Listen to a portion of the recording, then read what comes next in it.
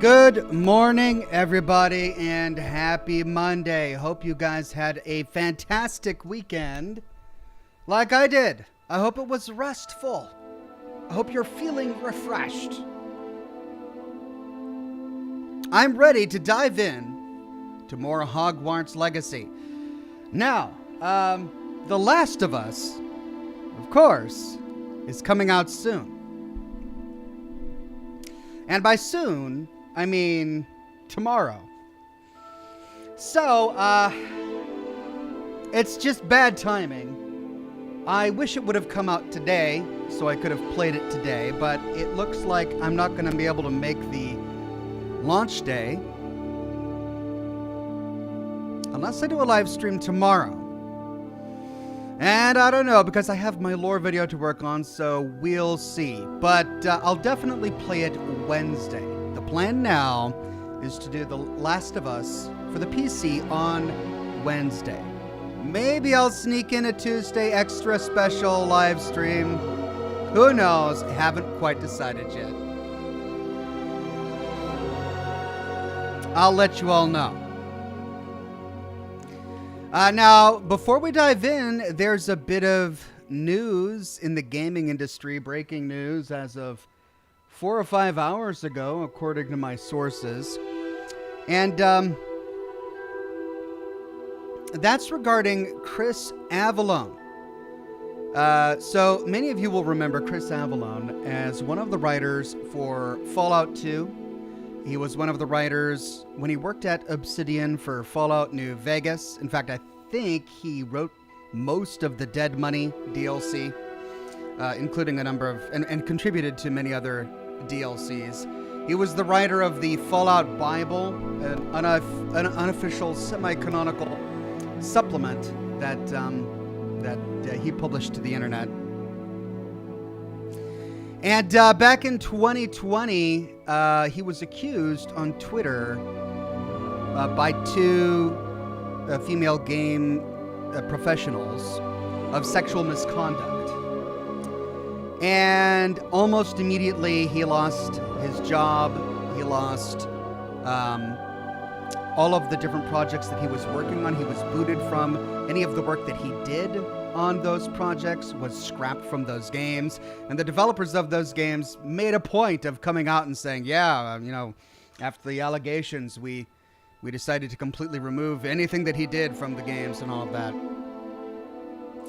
And, you know, he was silent, not completely silent. He was mostly silent on it for almost a year until he came out denying the allegations and saying that he was going to be defending himself vigorously in court. Of course, no one on the internet believed him. All the stories had already been written, and there was this cancel culture campaign against him. And he had already suffered professionally due to the allegations. But news comes out today that they ended up being false allegations. And one of the reasons I'm covering it is because when things like this happen in the gaming industry, you know, they make headlines, right? Especially if it's a journalist or a celebrity in the gaming industry. They make huge headlines, and journalists and web developers, they'll make buku bucks off of, you know, selling these stories and pushing these stories. And they don't really care about the people they hurt along the way. And oftentimes they don't really care about doing their due diligence and, you know, making sure it was true. And I remember talking about this particular case on stream. A few of you had brought it up in the past.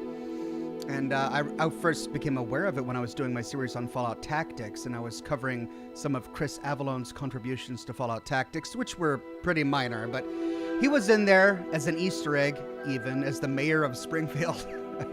And many people would come onto the comments of my videos saying, hey, do you know about the allegations about Chris Avellone? Should you really be mentioning his name with all of these allegations out there?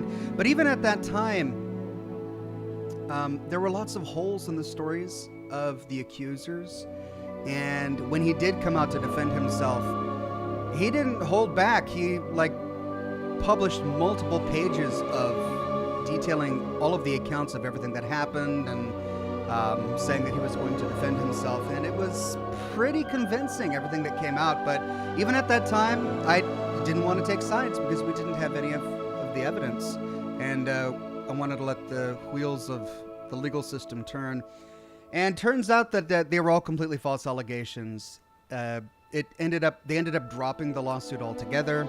He didn't drop his lawsuit, but they ended up retracting their statements. And because they retracted their statements, he dropped the lawsuit. But as part of dropping the lawsuit, he got a 7-figure settlement. 7 figures. That's at least 6 zeros, right? A huge amount of money. And, I was taking a look at a lot of the news that came out about this, and many of the articles that were covering it weren't wording it in a way that made him sound innocent, which he is. He's innocent. Instead, many of these articles worded it in such a way to make it sound as if, well, the accusers just lost a lawsuit, which didn't happen either. They didn't lose a lawsuit. Many of the articles I read didn't expunge him of the guilt of these false accusations, and many of them didn't even quote any of the press releases about the issue. And so I want to read something very quickly. This came from the accusers themselves as part of this settlement. And this is a joint statement from both of the accusers. And I quote, "Mr. Avellone never sexually abused either of us. We have no knowledge that he has ever sexually abused any women. We have no knowledge that Mr. Avellone has ever misused corporate funds.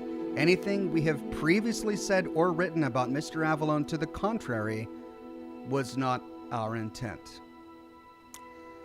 And, that's as pretty clear-cut as it gets. And the frustrating thing for me about stories like this is that, it's not going to matter, really, because the damage has been done and it can't ever be reversed, which of course is why he made the 7 figures. And that's definitely going to help him sleep at night, I'm sure. If I made 7 figures in one day, I'd be sleeping pretty good at night. That said, his career is shattered. I doubt very much any of these gaming companies that were working with him will decide to work with him again, just because he was innocent the entire time. And I went on to the Twitter feeds of many of the companies that cut ties with him in the middle of a project, and they're silent on the issue. I went to the Twitter feeds of some of his former co-workers whom he worked with on Fallout 2 and Fallout New Vegas, and they're not even talking about it, right? And the frustrating thing to me is that when these allegations come out, they make headlines and they go all around the world 50 times, and they get embedded in people's minds as fact that this happened, that he's an abuser. He sexually abused people. And that's how they remember him. But then when it all turns out to be a complete lie, they don't make headlines. No one talks about it. And so for millions of people who read those headlines, they'll still remember him as an abuser. And he'll be carrying that with him for the rest of his life, despite the fact that he was falsely accused. And, I'm not a big broadcaster. I've got a respectable audience, but I wanted to just take a brief moment at the beginning of the broadcast today to just talk about it, because it bothered me, and I really hope that many people in the gaming community will learn about this and realize that, many of these allegations are true and they should be treated seriously. But you know what? People are people. And sometimes people lie. Sometimes people lie for a variety of reasons, even when money isn't involved. Sometimes people lie because they want notoriety. Sometimes people lie for no reason whatsoever, just to lie.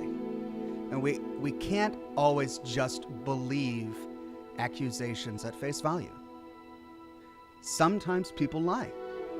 And we need to allow room for that in our conversations. So I just wanted to bring that up. I hope Chris Avellone does well. I hope he is able to continue to be creative. And that's, I think, one of the worst things about this is he was in the middle of these wonderful projects, and we'll never know what he was writing, the characters he was creating, the worlds that he was creating. Who knows what he would have done in the future, or if he'll even be able to make stuff in the future. There's this great breadth of creative work that he was working on and could have worked on in the future that we'll never know about now because of these lies, these false accusations against a completely innocent person in that regard. So anyway, enough soapboxing from me. I'm glad you're all here. I've got a cigar. I've got my coffee. I'm ready to go. Good to see everybody on Facebook today. Rum Monogold, Jessica McDonald, Toby Noble, Douglas, Jen. So good to see each and every one of you. And of course, it's wonderful to see all of the regulars and the members and the Patreon supporters on YouTube today. Salati Bardfast, Sean Fernango, Daddy of One, Tony J. Alt, Grendel. You guys have been waiting in the chat for almost an hour while I started. Jocelyn Ryan, Gamma Armendez, Lane Berry, Wayne Azing, Neil Lingdren,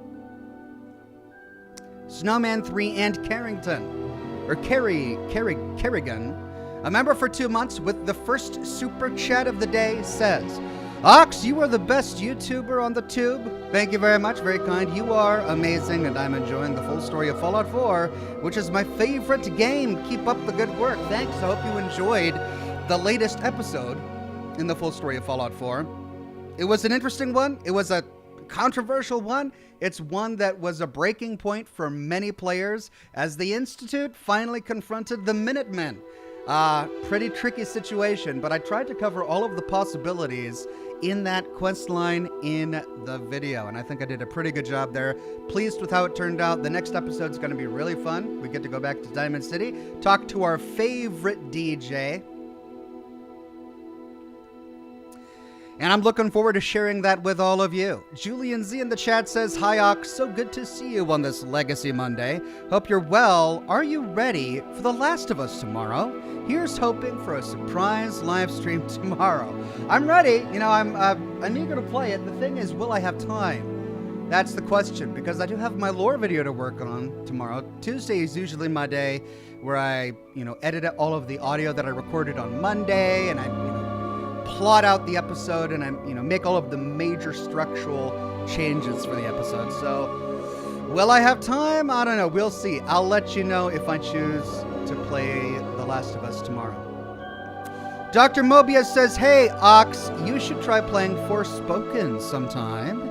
Looks like your kind of game. I've had Forspoken recommended on the program many times, and I've got it on my list of games. It's open in a tab, all of my 500 open tabs that are not bogging down my machine in any way or otherwise negatively contributing to game performance. That said, yeah, I'll have to check it out. I've got a lot on my plate though, but we'll see. We'll see what I have room for in the future. Julian Z says, Ox, thank you for your takes on the news/issues. You don't give them often, but when you do, they are reasonable and appreciated. Thank you, Julian Z. I'm not a news channel. I'm not a reactionary channel. I don't do any of that sort of stuff. I try to focus on lore in the games, but every now and then I will have something to say, and I'm just grateful that I have your ears to listen to me from time to time. Matt Rowland, a member for 24 months into Silver Ox, says, reporting for duty. Glad to see you, my friend, and all of my friends in the chat. Thank you, Matt Rowland. So good to see you, my friend. Fishke says Diablo 4 is awesome. I've heard that it is pretty awesome. I haven't played it. I'm not participating in the open beta. I'm waiting for the game to come out. But I've heard the same thing, that it's a really good game. I am a little disappointed that it's a completely online game, like Overwatch.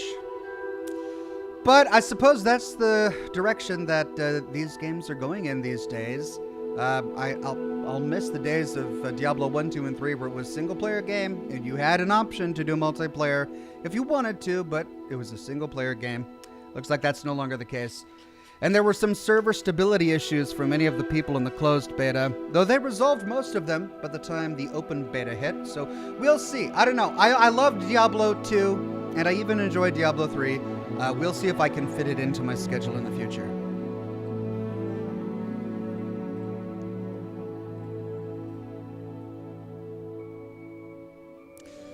All right. Let's dive in and try to figure out where we were.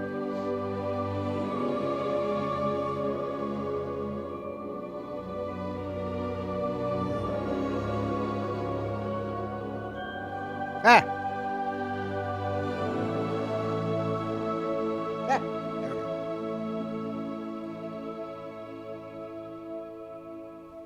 Alt Grendel says, maybe you could clear up some confusion. Is Resident Evil 4 going to be on Wednesday?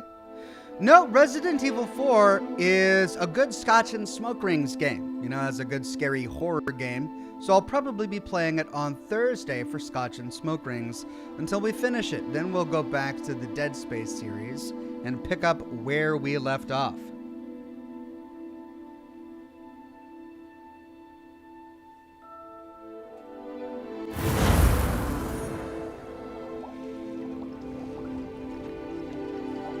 Ah, it's good to see Hornbottom.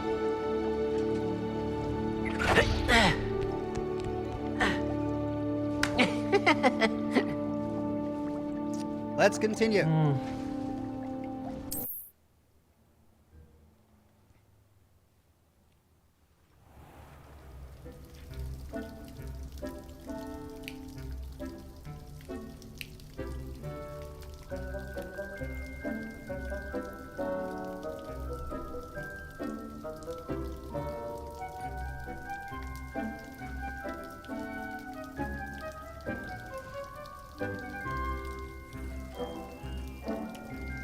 Now,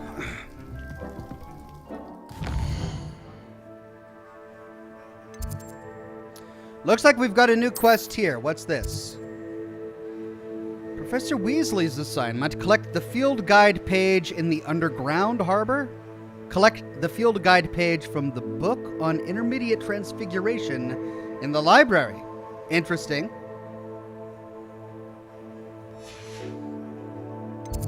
Then we've got... Oh, that's part of the same quest. I see. Let's see. That's the next step in our primary quest here. Then we've got Professor Howland's assignment in order to learn Bombarda. Acquire a Deary Call with the knapsack. Where am I going to find a Deary Call? I haven't even found any Deary Calls yet in the game. Well, let's focus on Weasley's assignment for now. Let's start by going to the underground harbor. Not sure where to find that. Let's wander around until we find the underground harbor. Major General Frost says, hint for someone trying to make Enclave lore series? Well, you know what?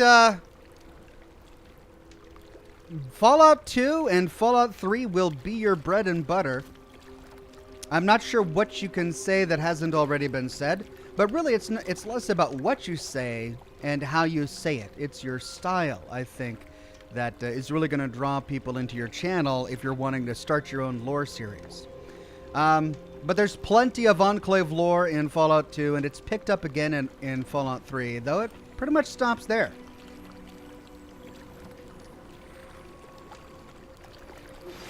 My mother would like to speak with me.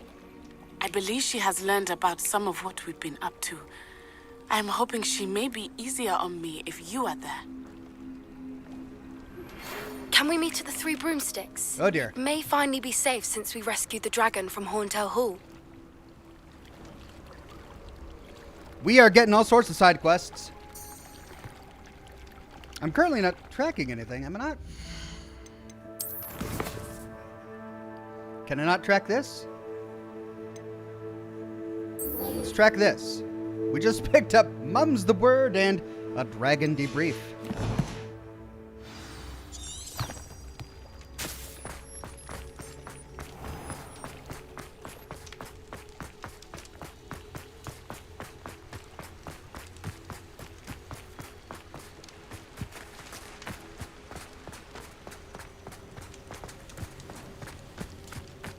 Oh, lots of running. Lots of steps. I'm surprised Hornbottom's not huffing and puffing here. Okay, I'd be catatonic at this point. I'd be keeled over on the steps just begging for air.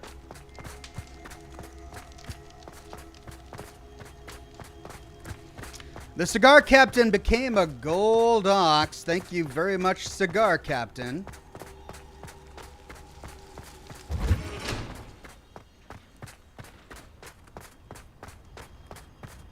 So I wonder if this is someplace I haven't been to before. I went to that little boat shack, the boathouse. Are you alright? Look like you've seen it. Is that not the underground harbor?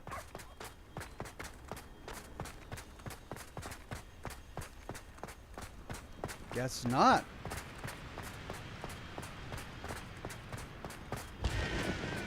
All from the restricted section. Yeah. Underground harbor, there we go.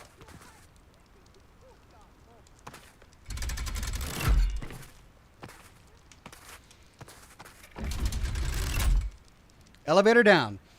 Change the Punk says it's nice to catch a stream again, especially this wonderful game. Hope you're enjoying it. I've been behind on your channel and just started stream 1. Thank you, Change the Punk. It's good to see you again, my friend. So this is the underground harbour.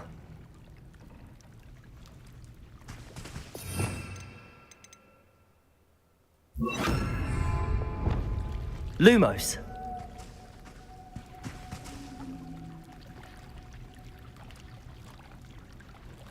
We got a ghost over here. The Grey Lady. I'd say hello, but she doesn't seem particularly social. No, she was crying. The Grey Lady. I wonder what she's crying about. We got some people over there, too. Ghosts, that is. And that's where the field guide is.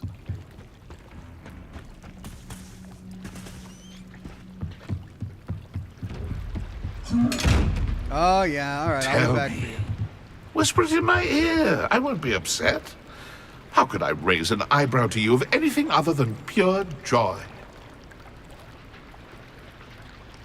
And away they go.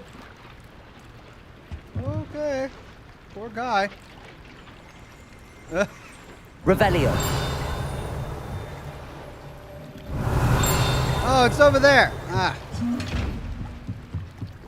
All right, chest. Yes, I'll be back for you.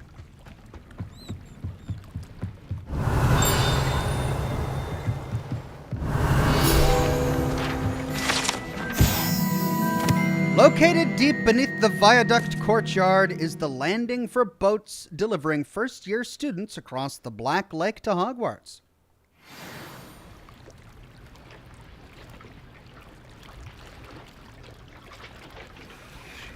All right, now to see if we can sneak up and get that chest. Oh, that done it. Not if we're in the drink.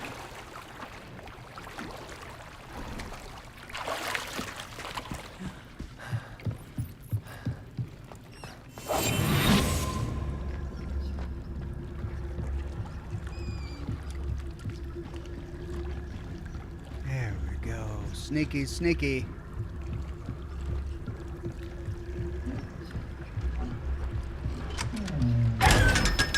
Gotcha. You have failed at your only task, O sentient treasure chest. Revelio. And that's it. No more tinkles. Can we get out there? Yeah. Hey. Look at that.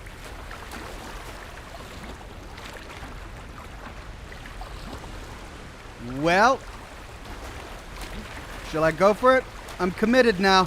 Oh, so I was close. Yeah. I thought if we went Oh, we could have just swam over here. Eh.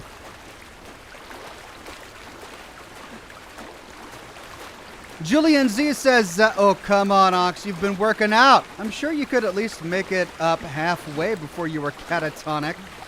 I don't know. I mean, that's a lot of steps. Hornbottom made it look really easy, but, I mean, I've got stairs in my house, and by the time I get to the second floor, I'm winded. Oh, my God.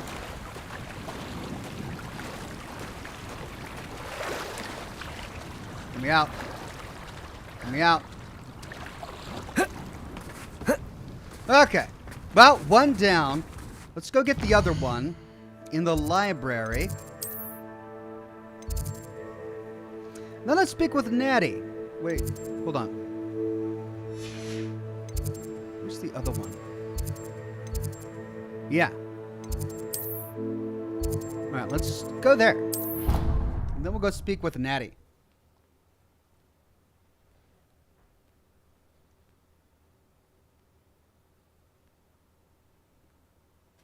Tony J says, fit in some cardio and leg days, Ox, not just arm days. What, am I looking a bit lopsided? Is it my pecs? No, I do leg days and cardio. I do cardio 3 days a week, and then I do legs on Thursday and Friday. But I've been really easy on legs. I've always said that travel broadens the mind. Because my knees are starting to ache. I need to get a knee brace. Perhaps the book Professor Weasley wants me to get is upstairs. Perhaps it is. Let's find out. We'll just let the magic of this floating page take us directly there, so we don't waste our time. Hooray! That book Professor Weasley asked me to find should be around here somewhere. Revelio! Looking for the book Intermediate Transfiguration? Well, I surely am. Fancy you knowing that. Professor Weasley asked me to, get something from that book. May I have it? Did she now? I'll give you this book if you humor me by answering a few questions from my quiz. Quiz? Some people call bits of knowledge trivia. I would argue that no knowledge is trivial. Hence, I have created a small quiz, just for fun, focusing mainly on the lore of the wizarding world. None of the other students will try it, no matter how many times I ask. They all say they have enough with schoolwork. They don't value knowledge the way I do. Surely you're interested. I'll even start you off with a few of my easiest questions. Oh, you're making the Ravenclaws sound bad. That could be fun, we could say, or if I must. If that's the only way I can convince you to give me that book, then let's get it over with. Splendid! Just a few questions, and then I'll hand over this book. Let us begin. Before the invention of the golden snitch, which magical creature was used in a game of Quidditch? Oh, I'm gonna be awful at this. The golden snuggery, the golden snidget, or the snake bird?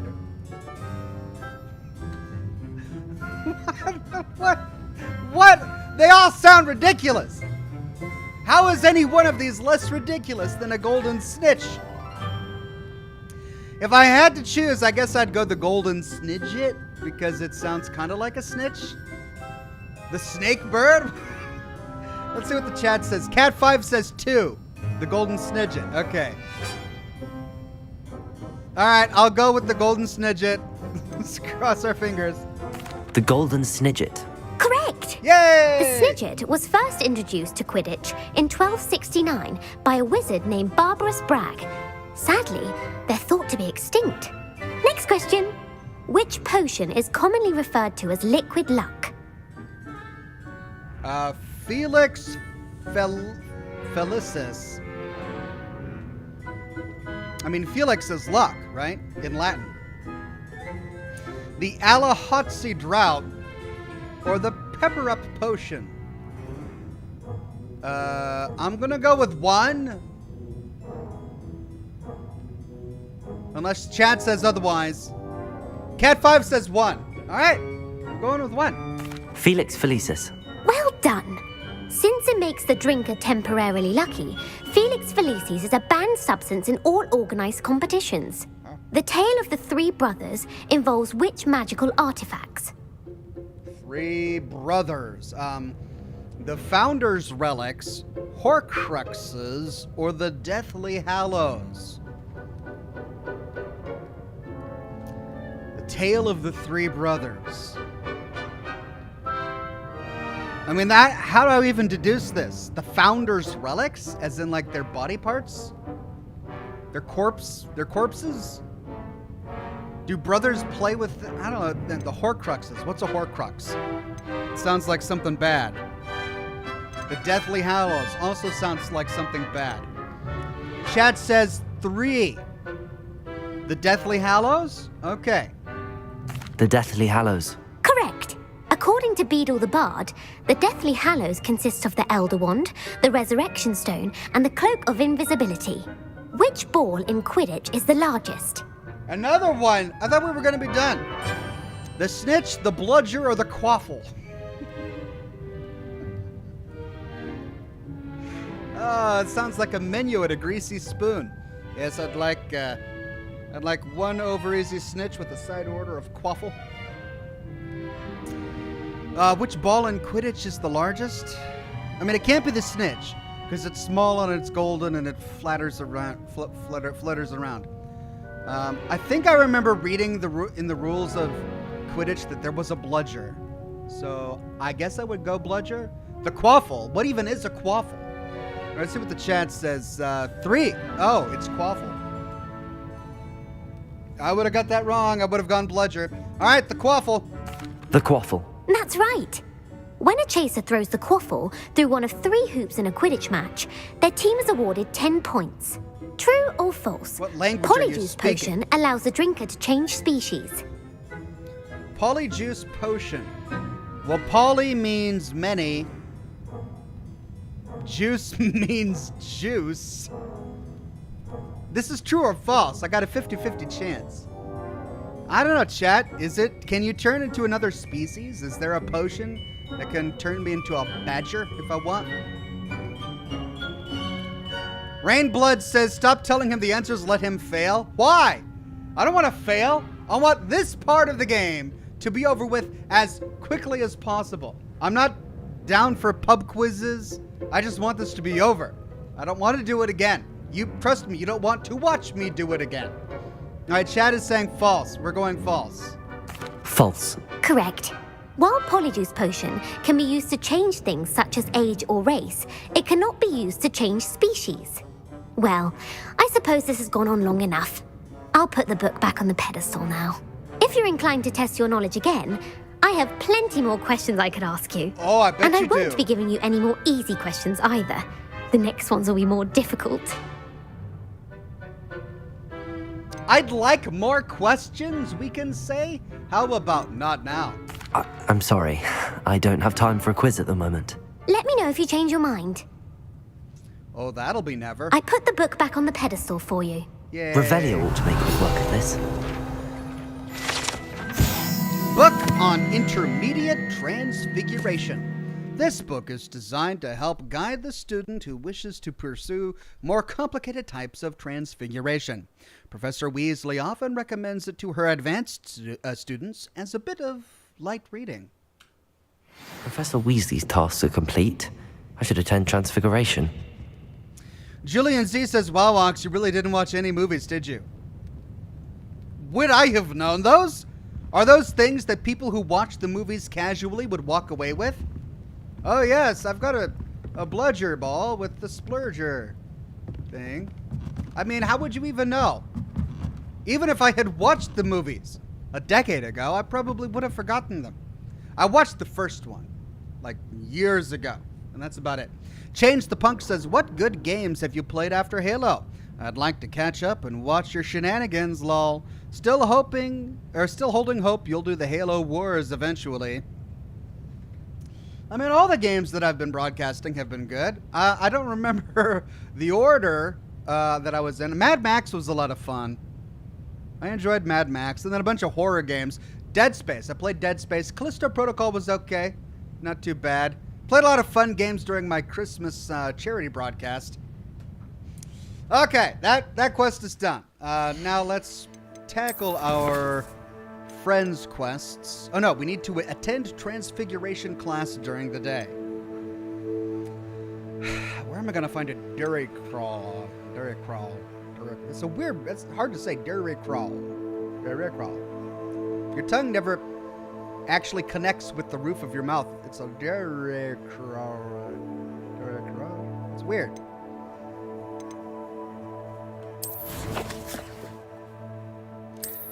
Okay.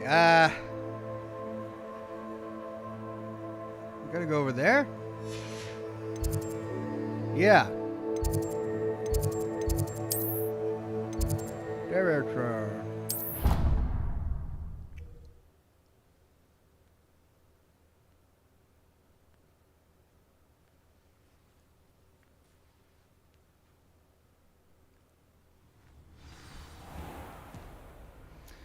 Right. Revelio. I'm hearing tinkles. Ooh, there's a floating page down there. Oh, I gotta go get it. How do I get it? Where's the staircase? Gotta go down.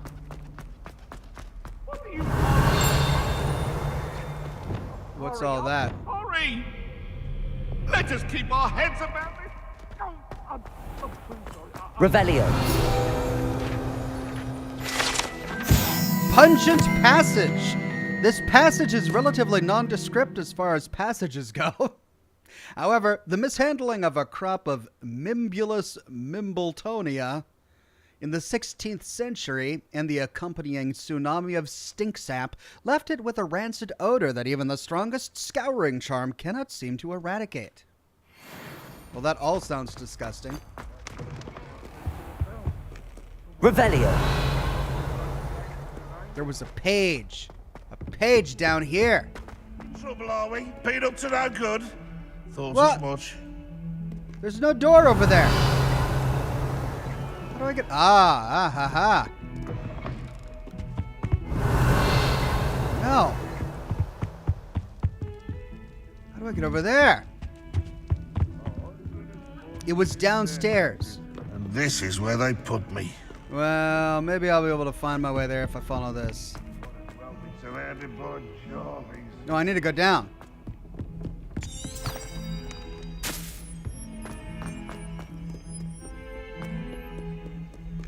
Just follow the pages and it'll take me right there, I'm sure.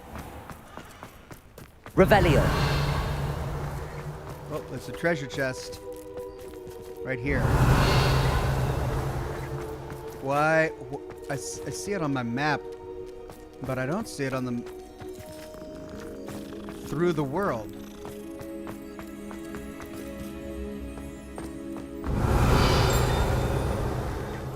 See that? It's on my map.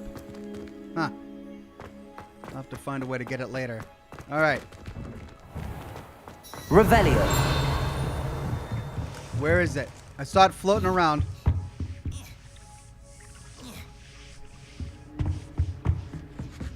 All right, Transfiguration. Hold on, let's go through these doors here. Level 1 lock. Aloha Mora.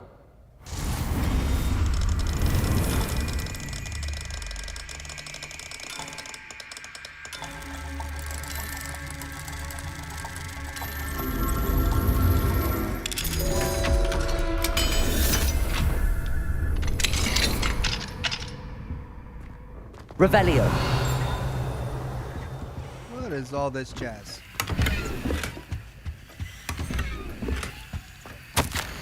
Dear Professor Weasley, thank you for your owl. I'm overjoyed to hear that this most recent crop of 7th years includes a number of students who may be both interested in and well-suited for a career at the Ministry. Of course, their owls will provide confirmation of the latter, but equally invaluable to our recruitment process is your opinion. You have a unique perspective given your experience with us, and for that I am truly grateful. I look forward to further updates as the term progresses. Respectfully yours, Ferris Spavin, Minister of Magic, London. Interesting. So was she an Auror? What is her unique Revelio. experience with them? Hold on, before I talk to her. Is there another door over here? keep seeing stuff over there, but...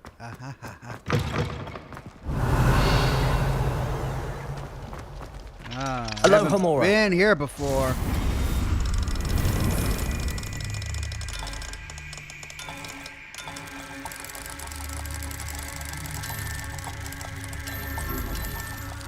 Cat 5 says, a short needs to be made of the quiz, lol. Was my fumbling of that quiz humorous enough to warrant a short? I'll take your word for it. Julian Z says, well, if you watched the first movie, you should have remembered the quaffle. How am I going to remember the quaffle? I don't know anything about Quidditch. Also, you missed a bunch of lore if you want to go back. Even if you get it wrong, she explains it. Okay, well, I just don't care enough. I don't care enough to want to go back. Hey! Well, well, well.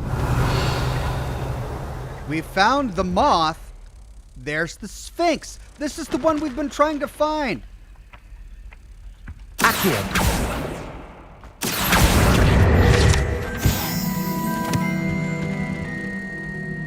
Revelio.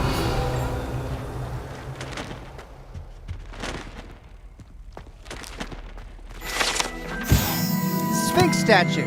The Sphinx, a beast with a human head on a lion's body, has been used by witches and wizards for centuries to guard valuables and secret hideaways due to its intelligence and affinity for puzzles and riddles.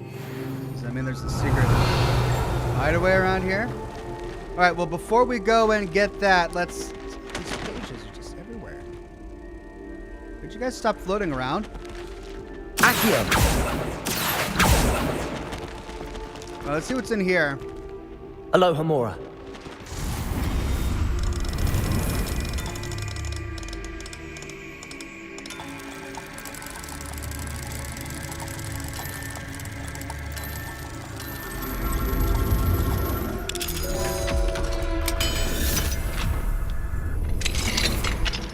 Revelio.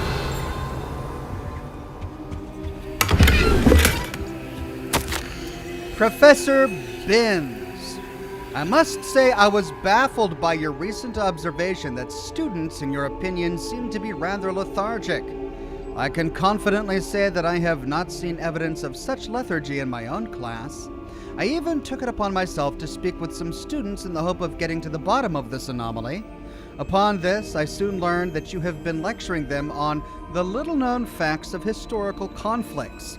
Perhaps you might think of moving more swiftly through the finer details. One of them was almost in tears, describing a test question pertaining to Grimbald Weft and the number of buttons found on a wizard's garment in the rebellion of 1752. Apparently, one additional button above the norm had been affixed. It's entirely up to you, but students likely struggle to appreciate such nuances. Only my opinion, of course, and I do hope you don't mind my mentioning. Sincerely, Abraham Ronan. Yeah, see, this is the thing. Tony J says, I don't care enough. Look, the thing is, I'm like these students. I don't want to hear details of the universe in a lecture or in a pub quiz. I want to gather the details of the universe through messages and piecing things together and environmental storytelling. That's the love of lore that I have for games like this. I want to experience the world and absorb it, not sit down and listen to a lecture or take a quiz. So that's what I don't care about. I don't care about taking another quiz. I do care about the universe. Kinda. Okay, butterfly there. Let's figure out where it goes first. Hello, Homura.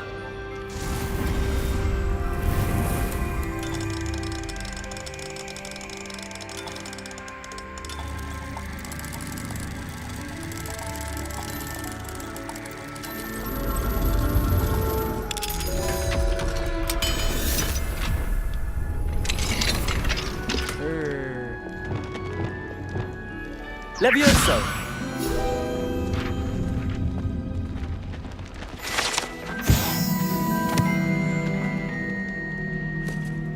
Depulso.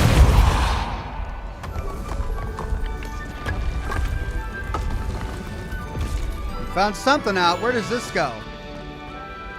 Depulso puzzle room number 2? What? Oh, God. Right, let's go do my quest first, and then I'll be back.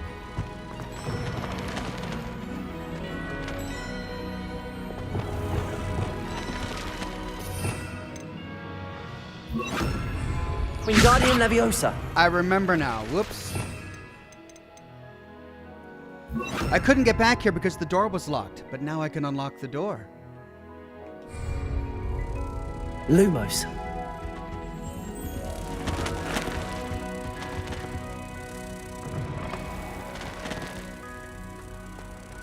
I believe it was over here. Yeah, I spent so much time in this room. I'm like, there are some Egyptian artifacts here. Maybe the Sphinx is here, but no, it was on the other side of that door. Don't talk to me about that.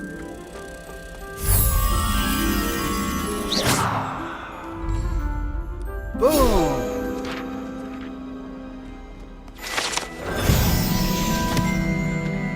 All right, is that all of them? Have I not got all of them in Hogwarts? Right, well, we can go do the Depulso room later. Let's attend class first.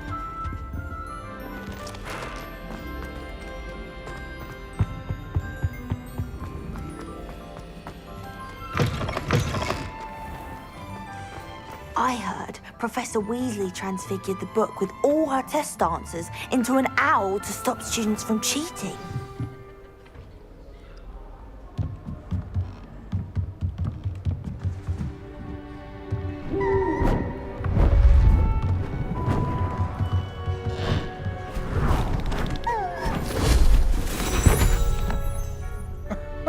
Settle down. You're a book Settle now. down.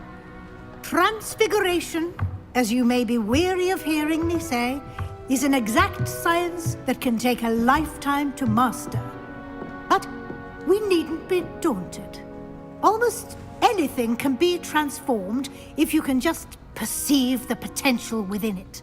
As I see in all of you, tremendous witches and wizards, every one of you. Or it could just be my eyesight. Now, you all know what to do. Do I? Oh, I do? Okay. I guess I do.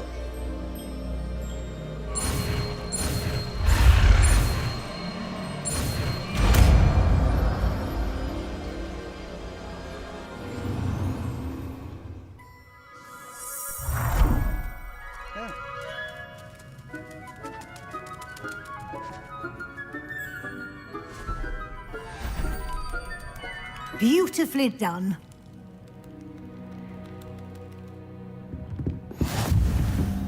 Okay, transformation, new spell unlocked.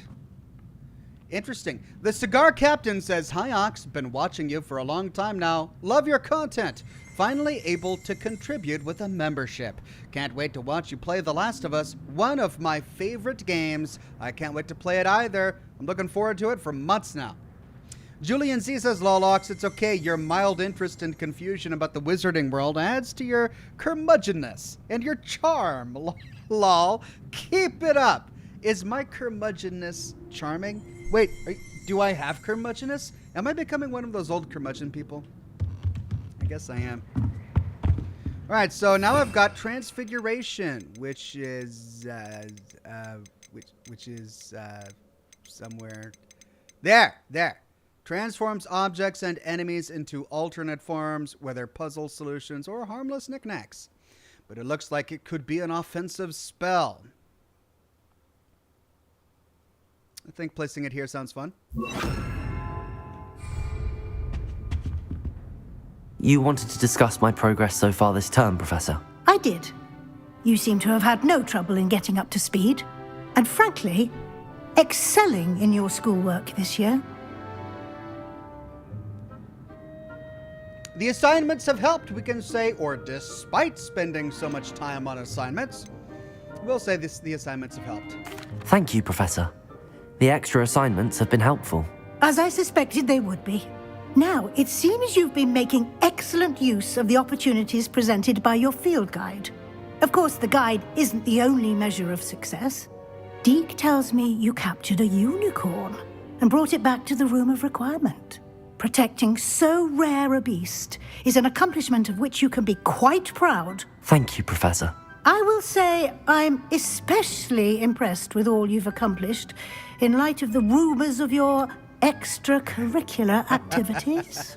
Was your extended conversation with Mr. Ollivander after you'd obtained your wand, or subsequent search of the owlery, connected in any way to Professor Fig? Well, about that, okay, so we're not giving her the details, but we might as well say, yep. Professor Fig has encouraged me to explore when I can in an effort to complete my field guide. I see. I admire your penchant for learning, but do remember that your classwork and field guide are designed to educate you thoroughly. It'll be the end of the year in no time, and you'll want to be well prepared for your OWLs. I'll provide a final assessment at that time to ensure that you're ready for your exams. Until then, well done. You are dismissed. Well, thank you, Weasley. Quest complete, Professor Weasley's assignments. Oh, sorry, am I in your way?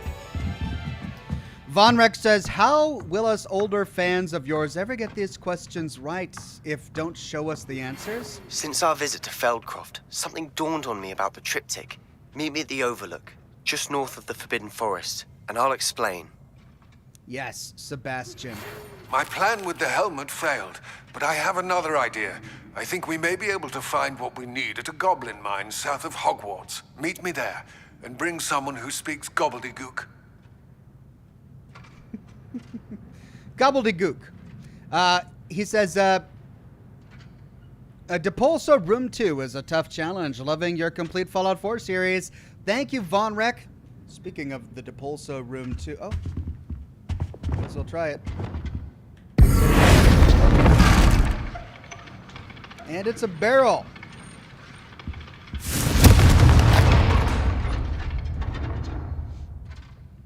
And it pops back.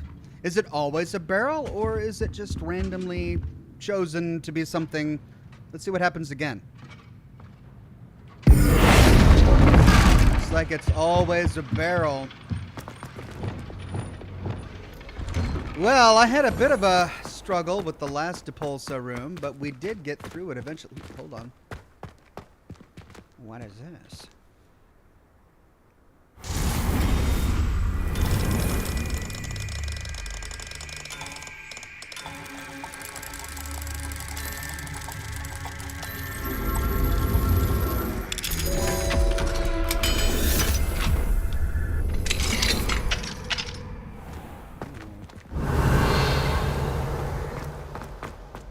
Ha! Revelio. Levioso.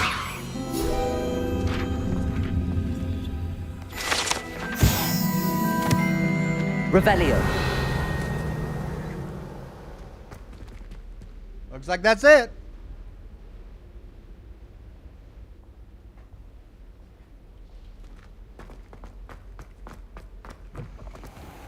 Any other locked doors down here? Don't think so. All right, let's go get that, where was it?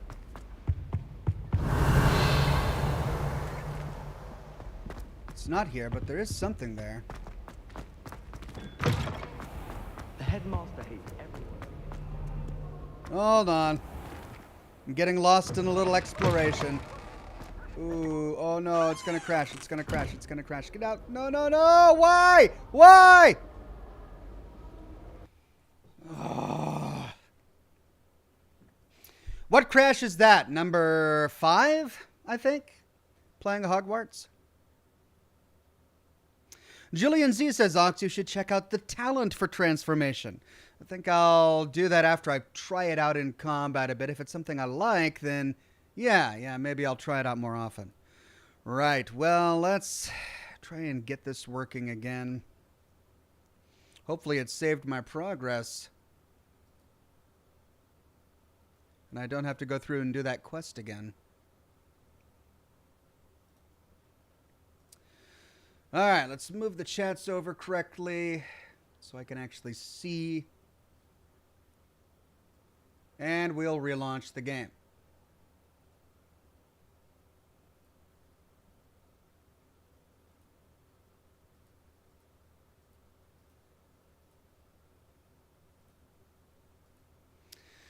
Okay, now to let it load.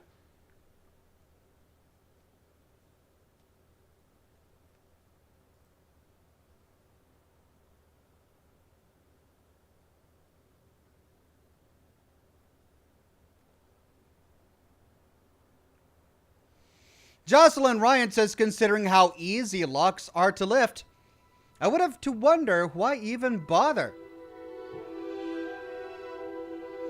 Yeah, the locks in this universe, well, they don't take a lot of thought process. Like, it's pretty... I mean, I didn't figure it out at first. I had to have the chat explain to me how to do it, because I thought it was a maze. I thought you had to navigate the sparkling little spark in the middle of the lock, like down a path or something. But no, it's just keep spinning it until it stops.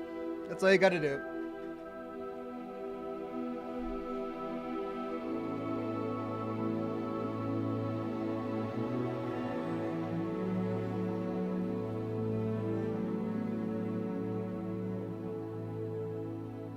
Salazar says, good evening, dear chat and Ox. Good evening to you, Salazar. Glad you made it. Cypress says, transfiguring chickens can give you gold. Always down for free gold. Right. Let's see where we are. That's what I get for trying to go exploring looking for loot.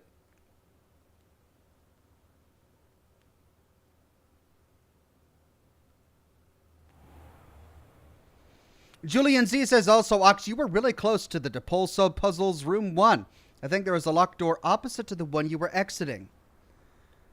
I already did Depulso room 1, hello, didn't Hamura. I?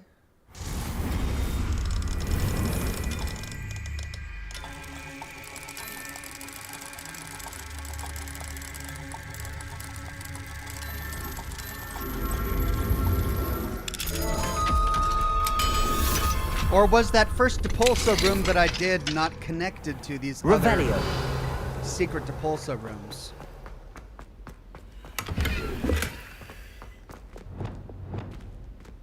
Levioso.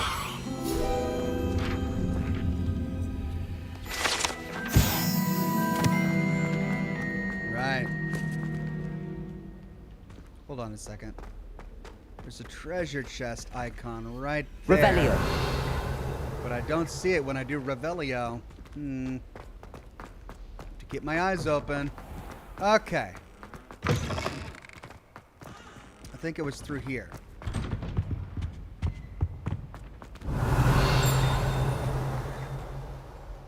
Or not? Yeah, yeah. Depulso room 2. Depulso.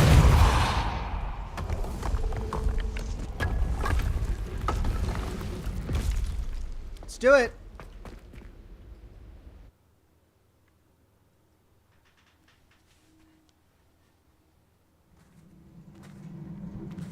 Vonrek says, yeah, there are 3 rooms. The named one that you get the quest for, which I did, then Depulso 1 and Depulso 2.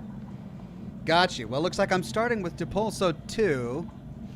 Pavel Kolarski says, do you know what have common Fallout New Vegas DLC, Prey, Star Wars, Knights of the Old Republic 2, and Planescape Torment? I'm guessing Chris Avellone? Excellent story with surprising reveal near the end by Chris Avellone. Thank you for that one, Pavel. Revelio. Okay. Time for a Depulso puzzle.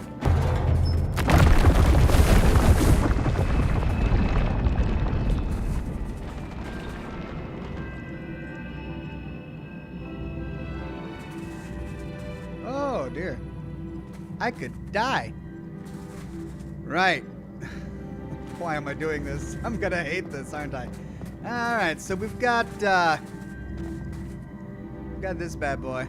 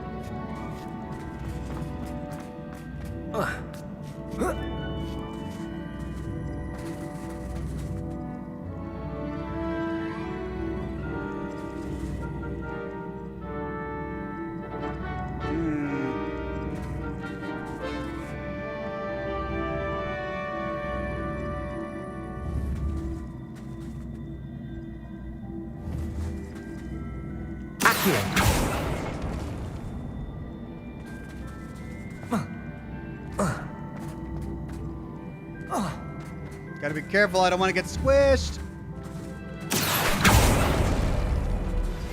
Anne is getting worse. If there is any chance that the relic from Slytherin's spellbook can help her, I must find it. I'm requesting your help. Meet me outside of Feldcroft, near the catacomb. Goodness, Sebastian, so many quests. Okay, then let's see if I can pull that one over there.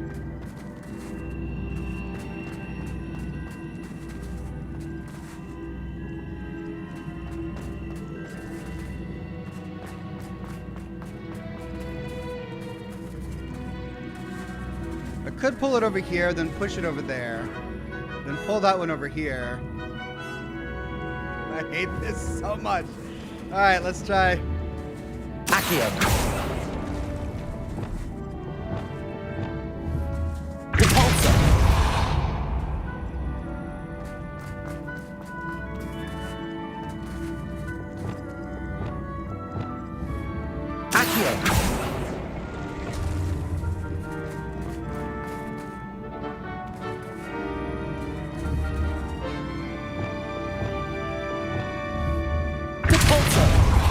Oh, come on, that should be able to move. Yeah, it should be able to fit through that slot.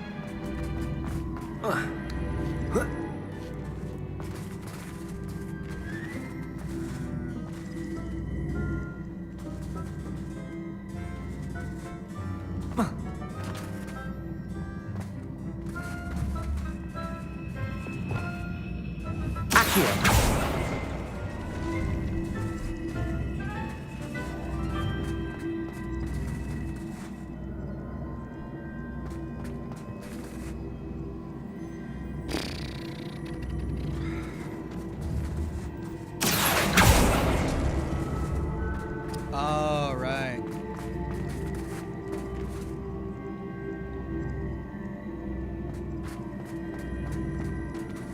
I need to somehow stop it there. If I can stop it there, then I can get there, but that's the only one that goes there. So, but then I can't do that because it's not able to stop there either. But if I can somehow get that over there.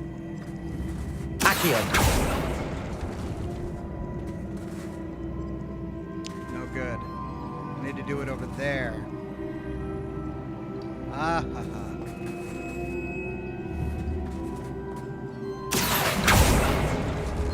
Bring that over there. Then bring that over there. Ow!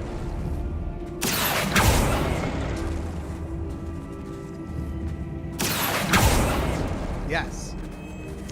Then Bring it over there.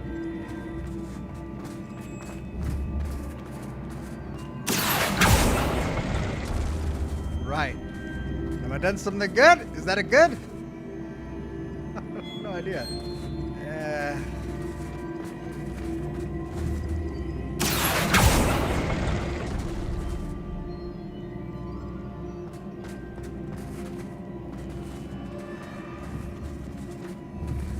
Accio!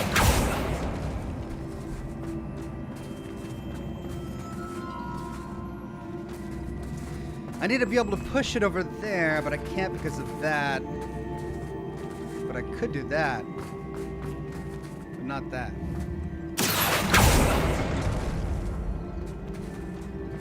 Oh, no, now it's...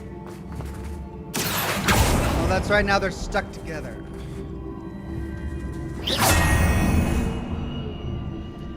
Okay. This is awful. So that's the starting place of that. I gotta make a bridge for those two.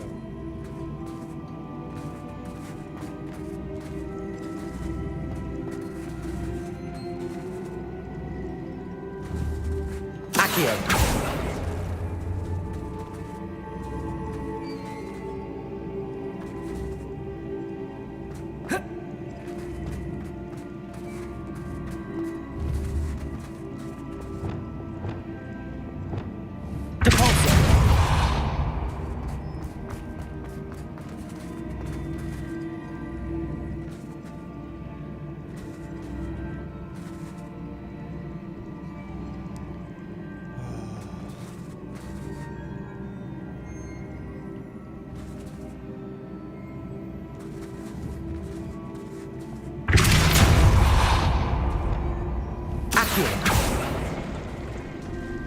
Now it's connected.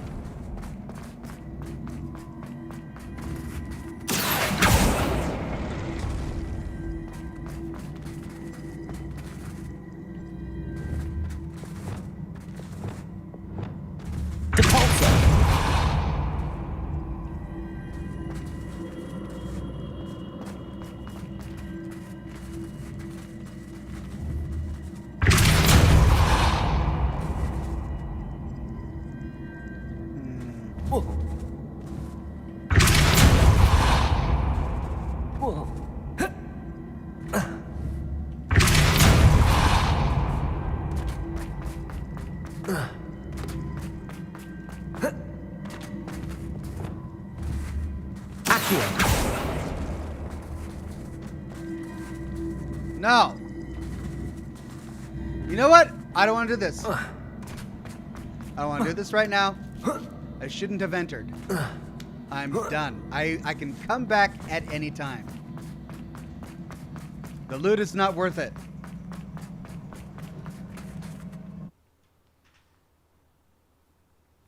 I am much more interested in what Sebastian and Nadia have to say.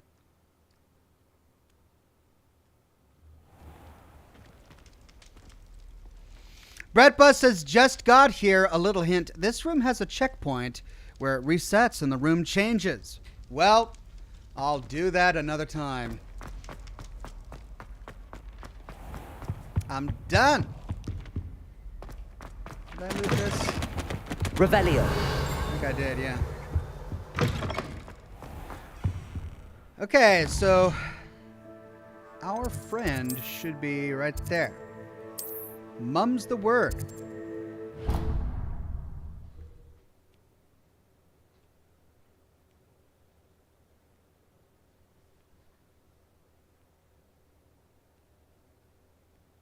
Off on another adventure, are we? Up, up. There she is. So frustrating. Uh-oh. You wanted to speak with me, Mother?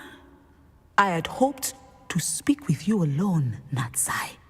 Your message mentioned your concern about an unusual creature that was spotted in the woods near Hogsmeade. That could have been anything. You know what it was, Natsai. I am allowed to leave the castle. I am always careful, Mother. Careful? Officer Singer disagrees. She sent me an owl telling me that you have been trying to collect evidence of some kind against dark wizards. She berated me for not keeping a closer eye on you, and she is right. I do not want you visiting Hogsmeade for the near future. But Mother! My little gazelle, you are well-intentioned, but you must not meddle in the affairs of dangerous people. If someone had meddled in Matabeleland, Father would still be with us. I must get to class. Perhaps your friend can get you to listen to reason. That's not what I do. So frustrating. She never listens to me. She called you her little gazelle. Is that a term of endearment where you're from? It is specific to me. I am the unusual creature in Hogsmeade she mentioned. Self-transfiguration is not taught at Hogwarts, so I am gently discouraged from practicing it. However, I am an animagus, and it is in my gazelle form that I have been able to wander the Highlands rather freely until now. Oh! Much to my mother's chagrin. She is a That is how I gazelle. managed to spy on Rookwood and Harlow. Okay. It makes sense. Were you born an animagus, or did you learn to become one? Animagi are not born. The process is quite elaborate. It involves holding a mandrake leaf in one's mouth for an entire month, then placing the leaf in a crystal phial so that it is imbued with moonlight, then adding one of your own hairs. And that is just the beginning. Self-transfiguration is common among students at Wagadu, but Professor Weasley considers it much too dangerous to teach at Hogwarts.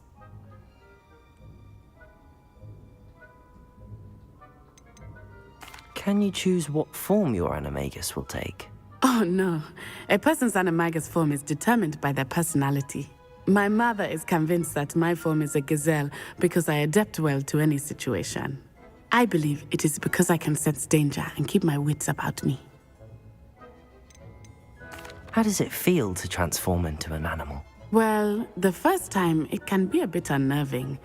I felt a kind of searing pain and a strong double heartbeat. But it gets easier the more you do it. I no longer feel any pain, and I must say, I find a sense of comfort in the double heartbeat. And I love being able to view the world from a different perspective. Now the nickname makes sense. What an extraordinary ability to have. It is. I love transforming, but Mother is less enthusiastic about it. She says that no creature, especially one as rare as a gazelle, should be bounding about where poaching has become so prevalent. She claims that she has foreseen tragedy befall me in my gazelle form. Uh-oh. But she has used her sight to control me too many times. I no longer believe it. I mean, she is the professor of divination. And there are poachers around. I have a feeling we're going to get her in a lot of trouble in her gazelle form.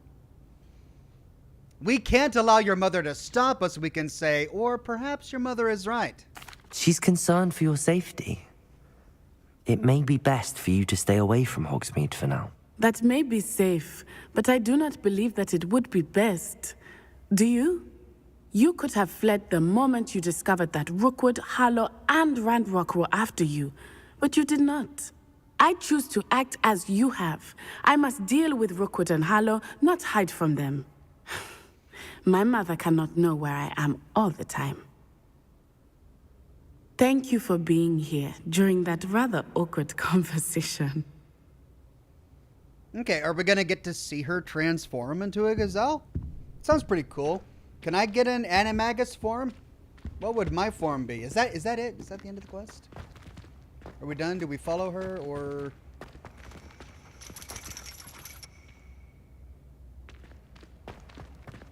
Guess that's it.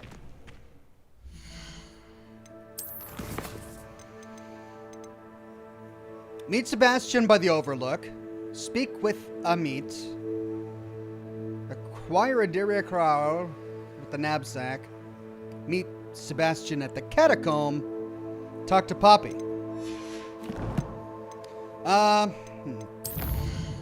Let's do In the Shadow of Time.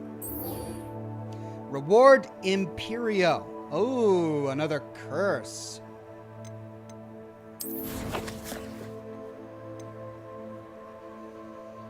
All right, this takes us out to the world.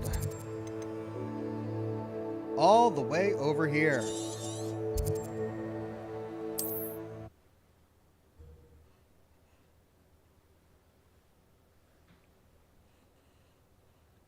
Sadly, no to both, says Dark Jedi Princess. Ah. Wonder if I'm safe to explore in there. That's a bummer. Okay. Good You're to see here. you, Sebastian. Good. Sebastian, that relic you mentioned. I believe one of Slytherin's students stumbled upon the relic during an assignment to study sarcophagi in this catacomb. From what I read in a report by the student, they weren't permitted to take it with them, so I must assume it's still here. As I mentioned earlier, this relic grants its holder the power to reverse dark magic curses. If it's in this catacomb, I have to find it. For Anne. I need to see her. I'd be interested to know what else the student discovered. Have a look. Unfortunately, there's no name on it, but I suspect if it was important enough for Slytherin to stash in his spellbook, it's worthy of further study. I'm ready to explore the catacomb. Perhaps we can visit Anne when we've finished. Perfect. By the way, Ominous has been asking about you. You didn't tell him what we were doing, did you? I didn't. I promise. Good. Ominous would be livid if he knew what we were about to do. As I said in my my last broadcast, while I sympathize with Ominous and I, respect him, I think he's coming from a place of wisdom. I also sympathize with Sebastian. If I were in his shoes, I'd be doing the same thing to try and save my sister. So I don't think what we're about to do is smart or wise at all. But I do think it's necessary as the only option to save his sister. Student report. The catacomb assignment yielded more than I had imagined. Learning about our ancestors was illuminating. However, I stumbled upon something else I could not ignore. In an area behind the great room which had suffered decay amid the turned-over sarcophagi, I discovered an oddly shaped relic. Immediately, I sensed its power. I would be thrilled to study the relic further, if only the removal of objects were allowed. I'll be interested to compare what lies inside to what I've read about this catacomb. I would too. Guess I'll take point there, Sebastian. In we go, the Feldcroft catacomb.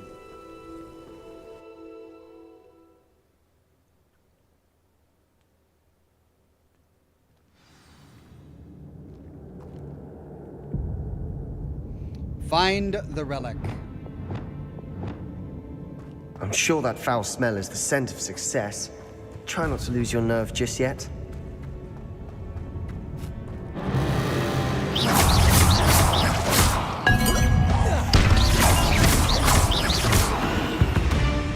At least now we know we're not alone in here. Perhaps that was it. And the rest of the tomb will be insect-free. Oh, yes. Yeah, spiders aren't insects. Don't start.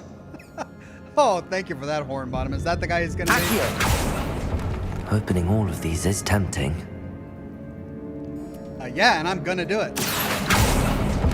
We're here For the for a loot. reason. I'd say opening them all is justified. Are they gonna comment on every single one? This room is taller than it looks. I did see it, Sebastian. And we'll get there, don't worry. Wingardium Leviosa. Move it, Sebastian.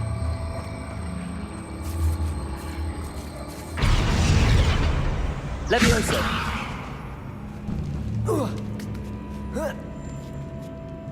Incendio.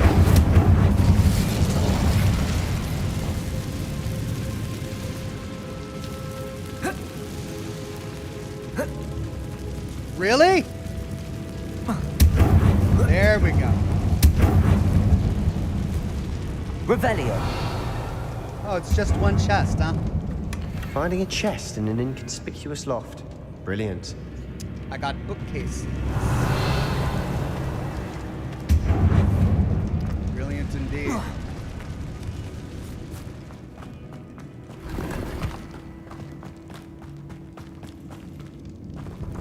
Accio. Revelio. Is that it? Are those all the ones I can pull? I think so. Alright, so down we go.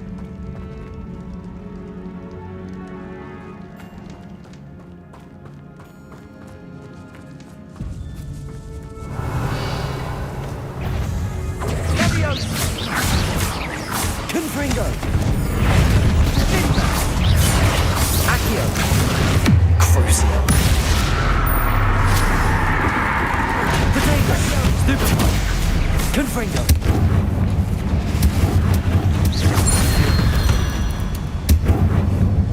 We've rid the world of another spider. I shall sleep better tonight. Yeah, assuming we get back to sleep. Accio.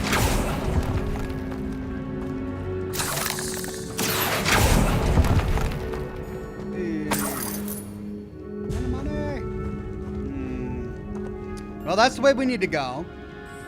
This is the way I'm gonna go.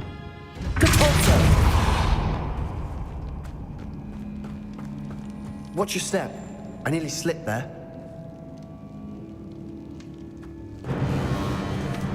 Confringo.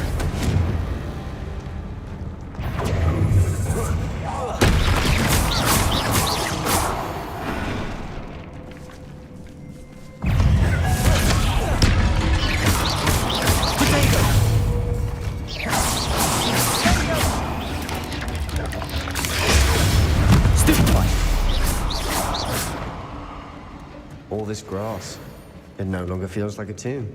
I've read about catacombs that underwent expansion efforts and ran into problems. Often cave-ins. And then were abandoned. Exactly. We'll be fine, though. Yeah, we'll be fine. Revelio. Ah.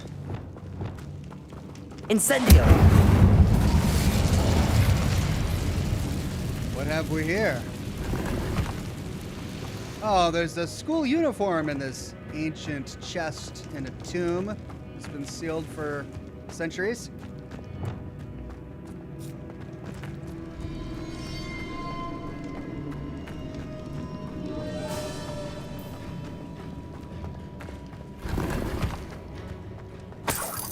Revelio.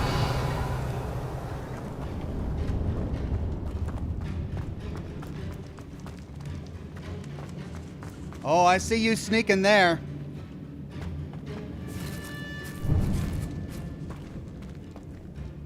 Now this is the sort of great room I want to be buried in. Surrounded by grandeur. Grandeur and then some.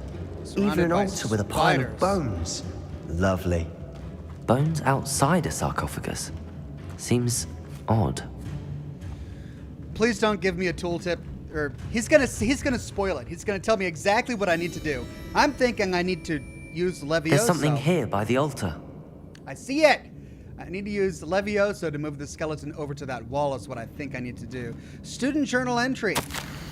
I foolishly mentioned the relic in my report and was reminded to leave it where it lay. But research must come before my fealty to the rules. I sensed something about this relic. I was told that those chosen by English oak wands have powerful intuition. I believe it. Therefore, when no one was looking, I acted. I conjured 2 barricades to isolate the relic. Ancestors forgive me, but I used the very bones as the key. I plan to return to it, but first I must ready myself for our next assignment, learning the Imperious Curse. The spell is said to serve well against enemies. What did you find?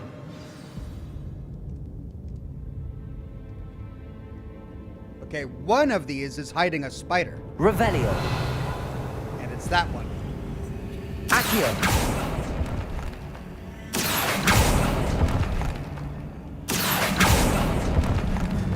Confringo.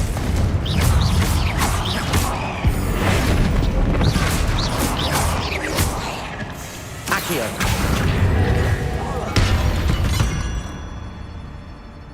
We've rid the world of another spider. I shall sleep better tonight. Thank you, Sebastian. You're gonna say that every time?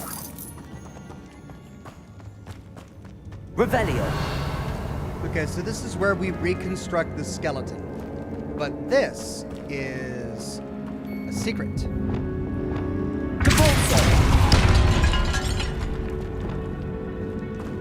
Revelio. We're in a tomb. I assume eerie sounds come with the territory.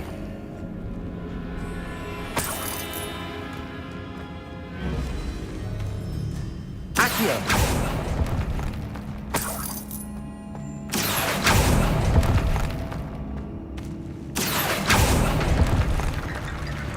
More bones. Well, I'll use them if I need to. Revelio.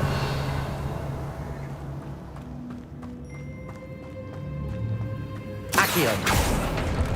More bones. Okay. Wingardium Leviosa. That's a lot of bone rattle.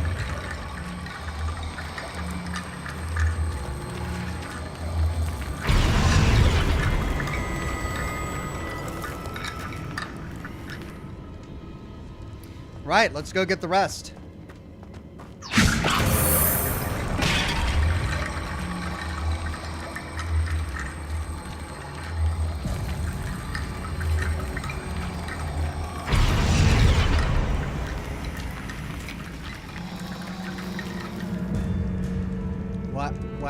What? Did it... Are the bones falling? Wingardium Leviosa.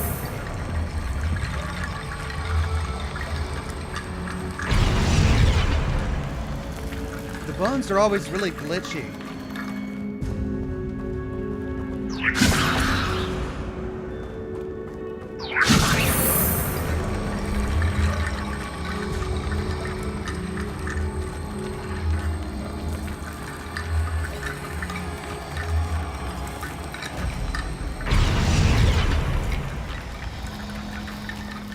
Wingardium Leviosa.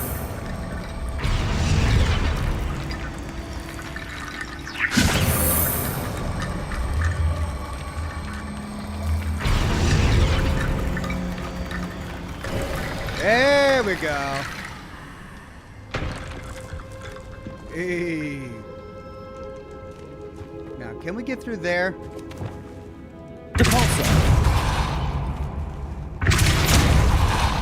Yes, we can. All right, so that's where we need to go. Let's explore this real quick. We've made it this far, but clearly we have more to do.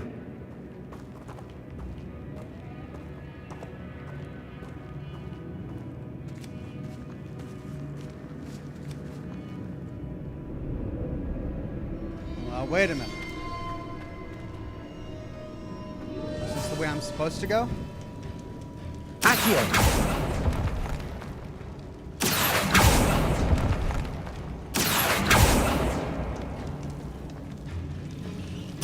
I need to find a safe way across.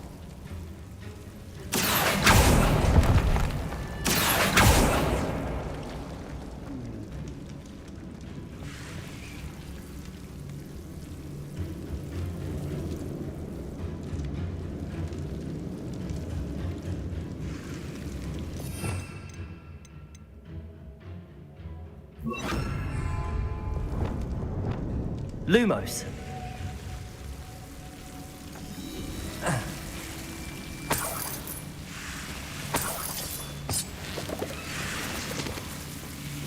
All right, my question is this the way we're supposed to go, or... Here, I think I need to...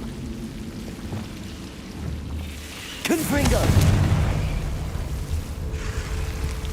Incendio.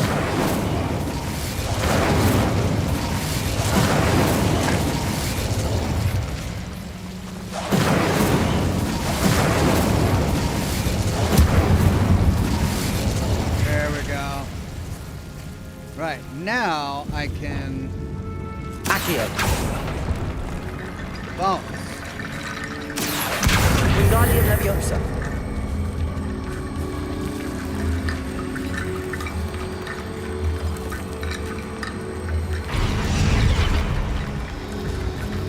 Accio. Wingardium Leviosa.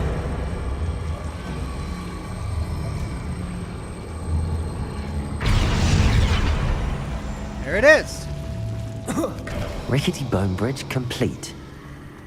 Revelio.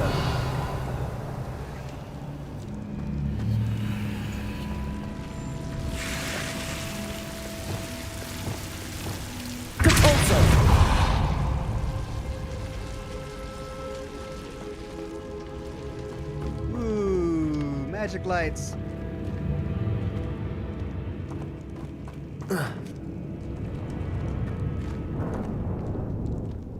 Wait, this is the way I'm supposed to go.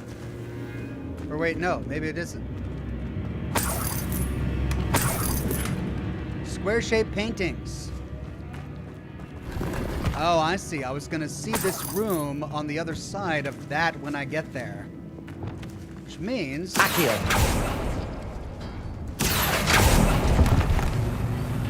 Nope, that is where I'm supposed to go. Crap. That's the destination. Okay, if that's the destination, what's down the other path where we open the door by placing those 3 skeletons? Sebastian is presumably still waiting for us down there.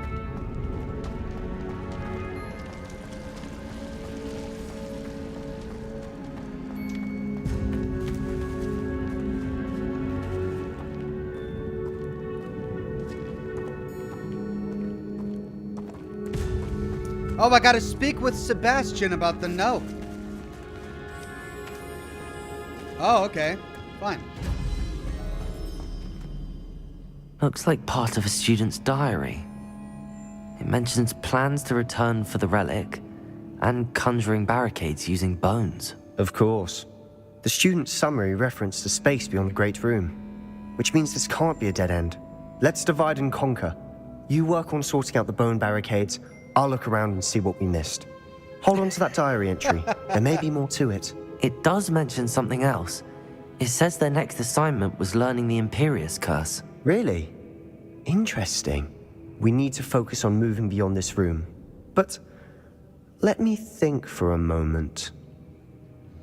I mean, I'm a couple steps ahead of you, Sebastian. Divide and conquer, he says, which means I'll do all the work, you stay here. Do you think the pages were left here on purpose? Slytherin mentioned a student who excelled in charms and always carried a satchel stuffed full of notes. They might have been left on purpose, or the student may have simply dropped them. Of course. I'll start to search for those barricades. Brilliant. There's more to this than even I imagined.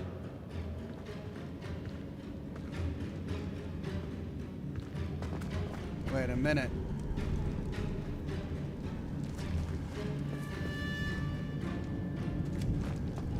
That is where I'm supposed to go. So, this comes around. All right. I got to see where this goes. I think this comes back into the same room where we came from. So it's going to go in a big loop. But I need to make sure that I didn't miss any loot along the way.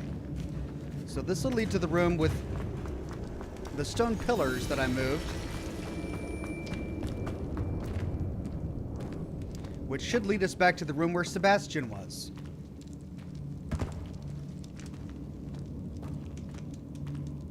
Yeah, this puts us out on top. Same room. Okay. I just took the long way around. And that's where we came from. Right. Ooh, this looks like a big fight room. I'm thinking spiders. Before we trudge on further, I've just realized something. The student's diary mentions the Imperius Curse. I wouldn't be surprised if we're going to need it here. It's an unforgivable, but useful when you're outnumbered. Places the victim completely under the caster's control. So, if you'd like to learn Imperio, I can teach you. I mean, it's okay to know things, right? Doesn't necessarily mean I'm going to use it. If it's unforgivable, who's not going to forgive me? Where did you learn the Imperius Curse? I taught myself. Don't tell Ominous that I've told you. It's not exactly something I can brag about, but it may come in handy. I think you ought to know it. Shouldn't I know more about what the curse entails? Remember the blasting curse? Same idea, Except when it comes to unforgivable curses, your intention has to be clear. You have to mean it. I'd prefer not to learn the Imperious Curse, or... Yes, I'd like to learn the Imperious Curse. It's probably wise to know the spell. I couldn't agree more. A spell that could save your life shouldn't be unforgivable. You have a lot at stake. You have an ability that evidently no one's seen for centuries. Focus your wand movement. It's not an easy spell to master. Okay, so...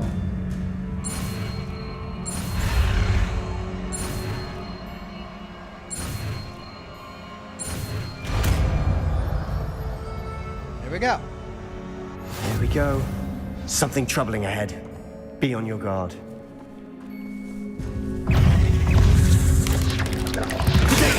Stupefy! Incendio! Confringo! On ahead, he says, and he turns me around, but then I get attacked from behind. Incendio!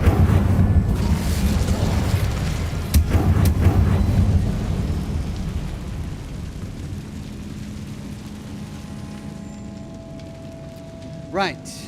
A number of ways forward. What's this? Cabolso! That is completely blocked. I can't get through there. That's the way I need to go for the quest, I believe. I came... No, wait. I came from... Which way did I come? Oh, look at all that. Well, looks like I haven't been there. Let's, hold on. Gold. Let's see what's over here first. Actually, I should probably place my new curse. Temporarily forces enemies to fight as if they were your companion. While under your control, they take reduced damage from other enemies to prolong their allegiance to you. Also curses the victim, and cursed enemies take extra damage. Really interesting. Okay, well...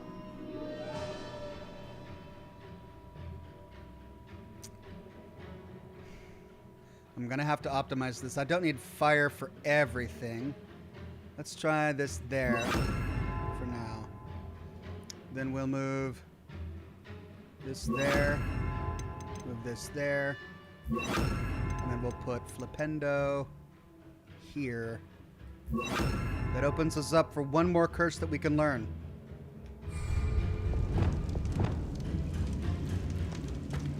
Another barricade. Considering how well you did on the last one, this should be a cinch. How gracious of you. I try. Oh, a big nasty on the other side of that wall. Accio!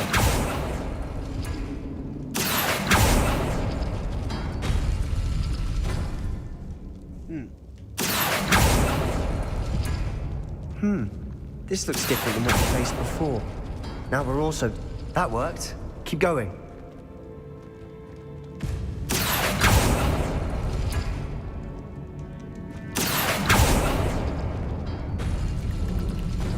Confringo!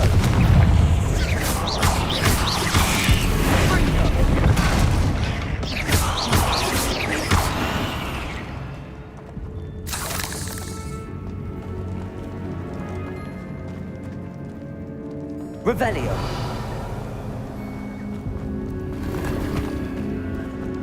Alright, something on that one.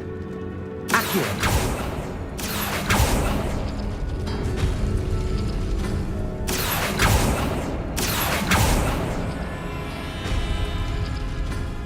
Oh, right, it's telling me. Square and then wind. And that gives me more bones.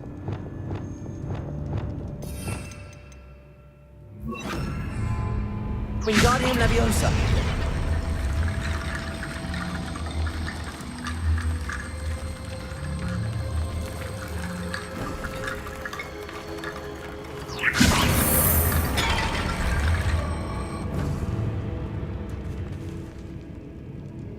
Looks like we need more. All right, which one have I not opened yet?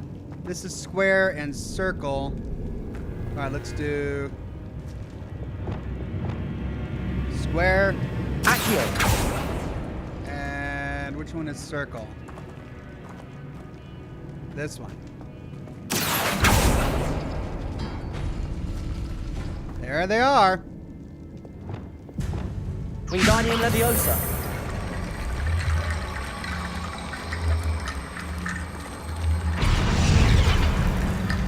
Oh, come on.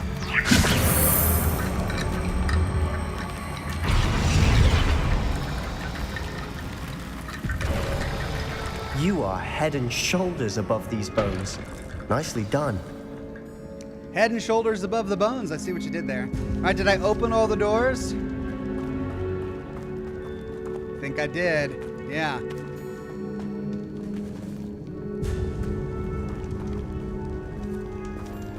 Hold on a minute.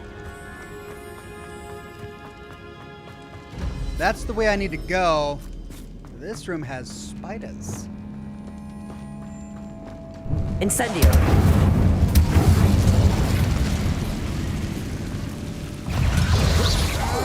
Defendo. Leviosa. Protego. Stupid. Depulsor. Incendio.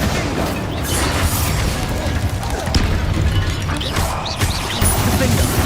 Leviosa.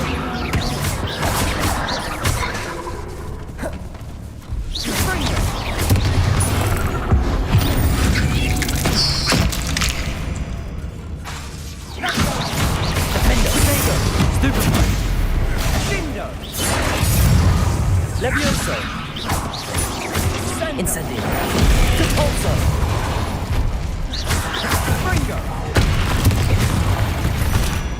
Never knew spiders could make such a mess. Bit dramatic, isn't it? Can't forget the loot.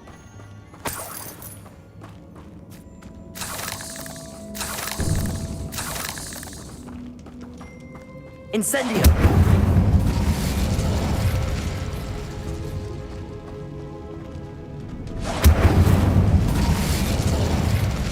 Lots of different loot options here. Depulso. Let's see what's in here.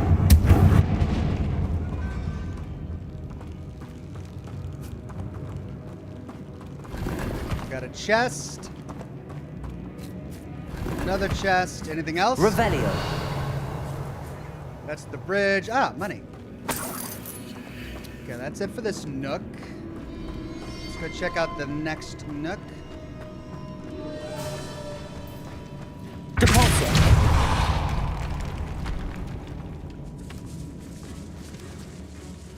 Revelio. This catacomb has suffered decay, just as the student's summary described. I doubt anyone's been here in quite some time. Unidentified face item.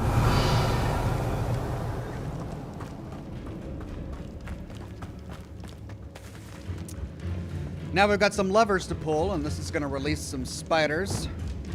Accio.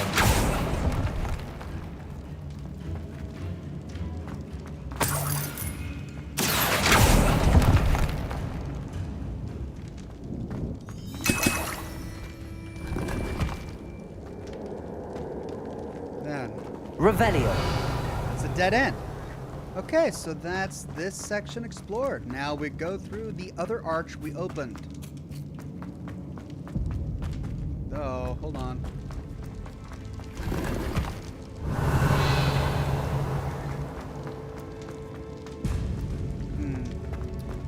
Looks like to get all that, we're gonna have to go through the arches.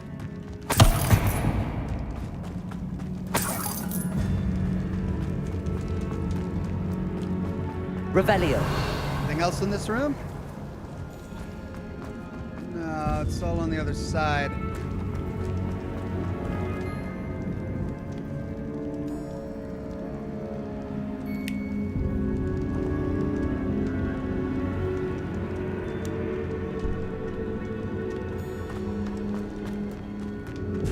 I see why Slytherin's student was so entranced with this place.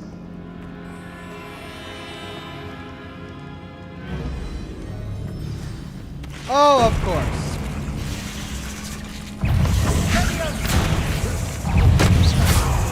Incendio! Levioso! Protego!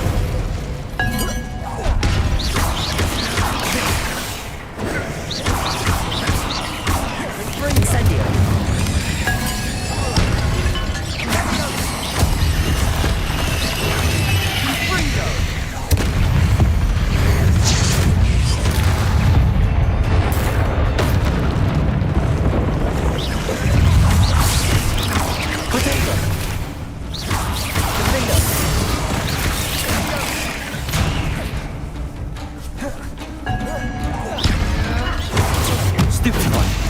Incendio. Stupefy. For a moment there, I thought that'd never end. A bit messy. I got hit a couple of times. But that was a lot of spiders.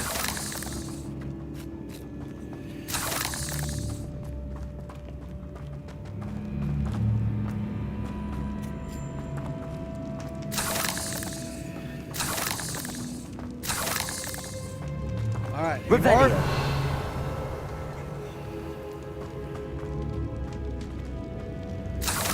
Incendio.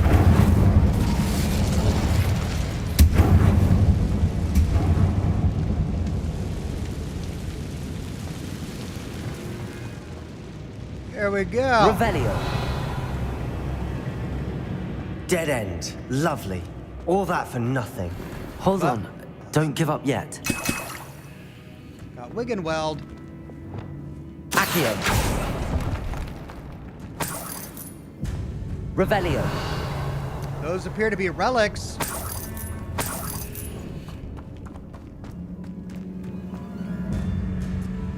Beth says, Avellone, thank you for sharing this news. We need more people to discuss this topic in a reasonable and equitable way. Play on. Thank you, Beth. Play on. The relic's note. The relic contains abundant potential. Its possibilities could benefit not only wizard kind, but the world. But the dark sacrifice involved to realize its intent may be too great. Until we know more, please do not remove this relic. Lost relic illustration. Oh, yeah, that's a bit morbid. Okay. Sebastian, the relic. Look. Could it be? Yeah. Revelio.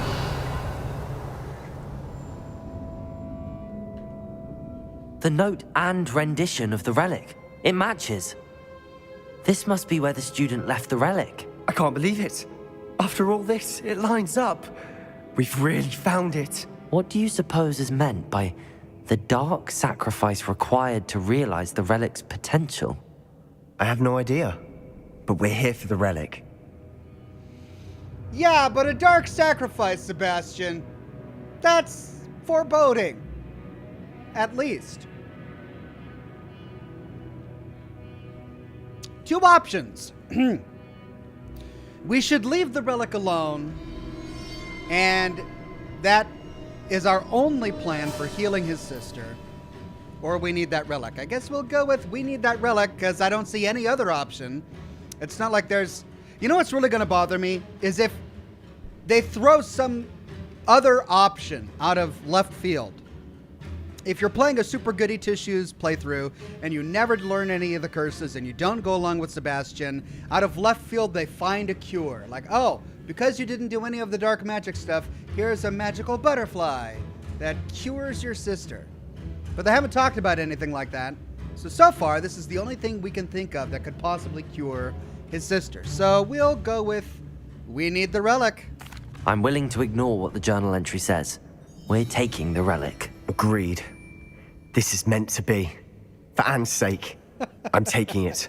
I'm willing Let's to get to ignore Feldcroft. The warning in I the must letter. keep this relic secret, especially from my uncle. Well, dark sacrifice. What on earth could that be? Revelio. It's gonna be his death. Sebastian is gonna... Hello! Well, Is that well. ominous?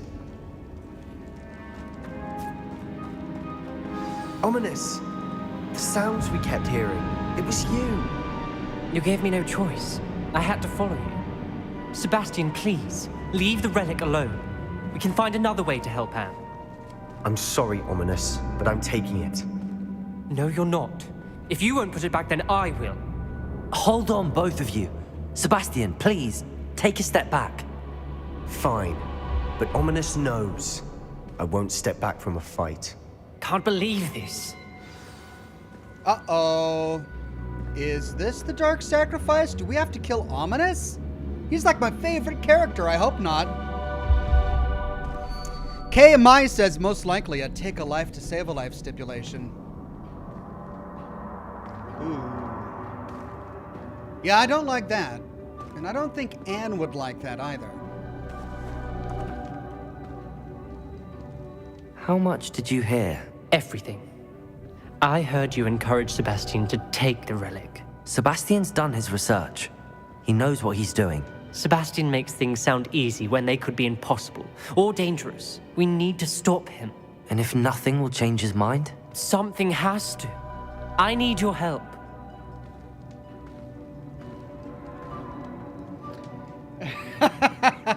Two options. Very well. Let's talk with Sebastian, or I cannot side with you. Sebastian is right. Let's talk with Sebastian and see if we get an option for him to abandon this on his own. You're right. This seems far riskier than Sebastian realizes. Good. We're agreed. We don't allow him to leave here with the relic. I do think we should talk to him, but I fear we won't stop him from taking the relic. What are you suggesting? I'm suggesting we negotiate. We allow Sebastian to leave with the relic under one condition. After this, no more. I feel that's what we agreed to in the scriptorium. I'm being taken for a fool. You're not, Ominous. This may be the only way to keep your friendship intact. Let's trust him to know what's best. Fine. If I trust him on this, I'm trusting you too. The dark arts seem harmless until it's too late. Go then. Leave with the relic. I'll not say a word more. What? I hope I don't regret this. What sort of negotiation Sebastian, was that? We're ready. What is it? I haven't changed my mind. Ominous has. Let's go. What? Ominous? I'll explain on the way. Come on. That wasn't what I was expecting or hoping for. I wanted to talk with Sebastian about it and see if we could get him to change his mind, but instead, contrary to the dialogue option we chose, we struck a deal with Ominous. I kind of feel cheated in that dialogue option. Revelio. I feel like I didn't get what I was sold. And now I fear that my character has made an agreement with Ominous that I can't keep.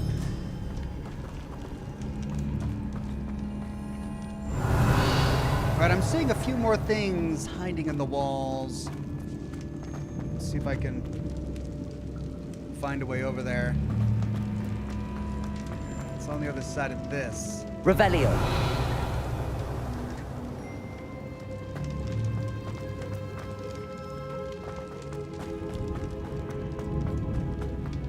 Oh, this is a labyrinth. That's a dead end according to the mini-map. That's where I found the treasure chest. That's a dead end according to the mini-map. That's where I fought a bunch of spiders. No, I got a loop. I got loop here. And that's a dead end according to the mini-map.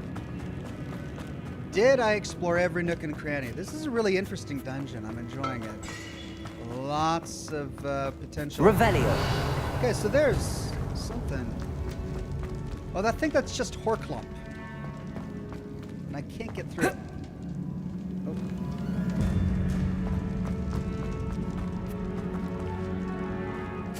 I went this way. What happened back there?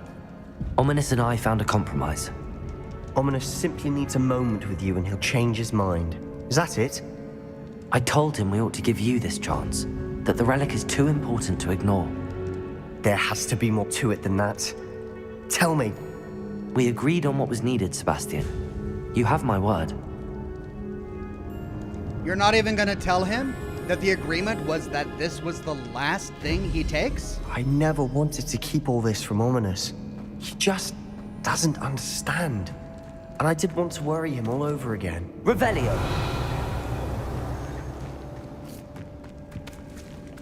Explore over here. I think I did. Oh yeah, that's the thing that goes around in a circle back to this room.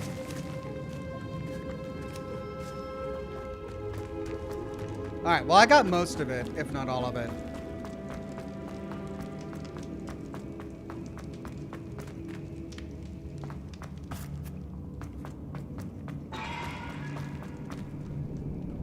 Revelio!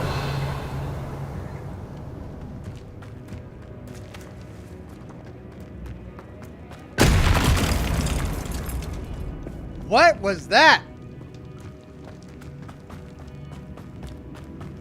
What was that? Noise. It was a loud noise. Did not like it.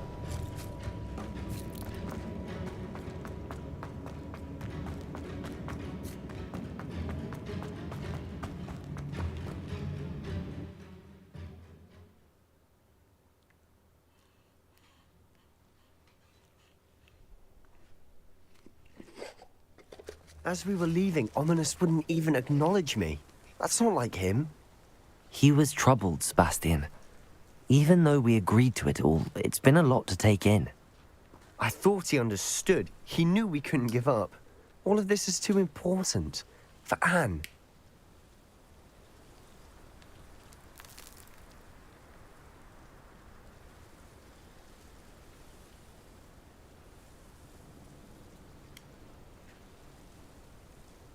I'm starting to feel like this dark sacrifice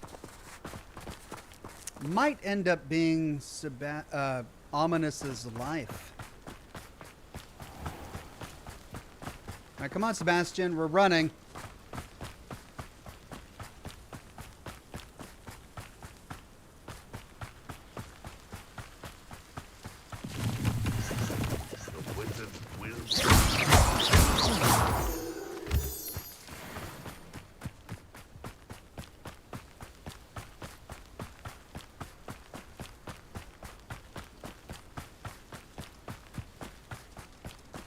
When we get to Feldcroft, I'd rather Anne not know what had to be done to get this relic. She thinks like Ominous. It'd only upset her. Well, if she thinks like Ominous, maybe we should respect her choices. Ooh. Oh no, this isn't good. What is it?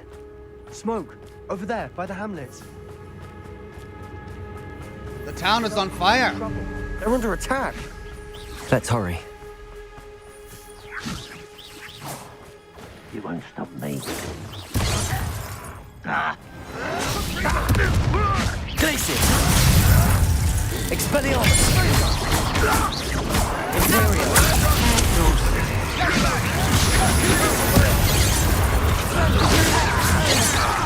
Glacius! One less human.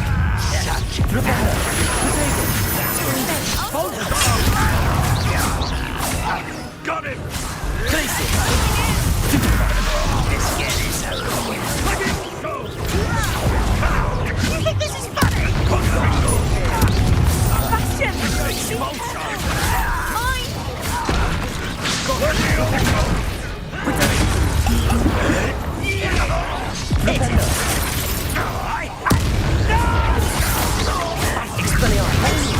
Provoking them! Glacius!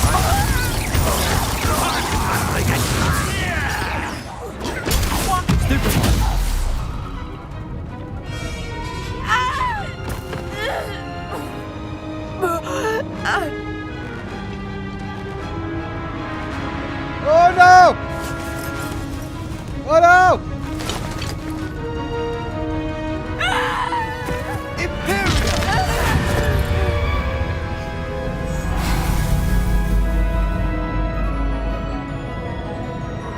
She heard him cast it.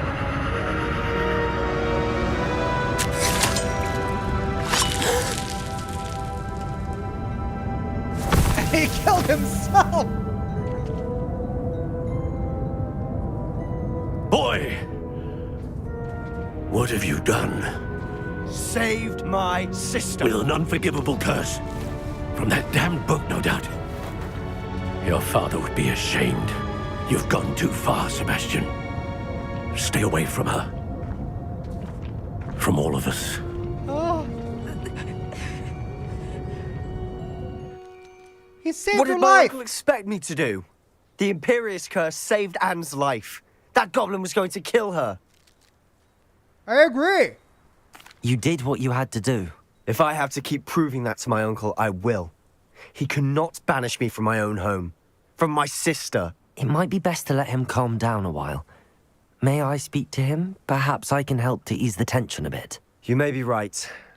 Very well. Probably best if I get away from here for a while. I'll head back to Hogwarts.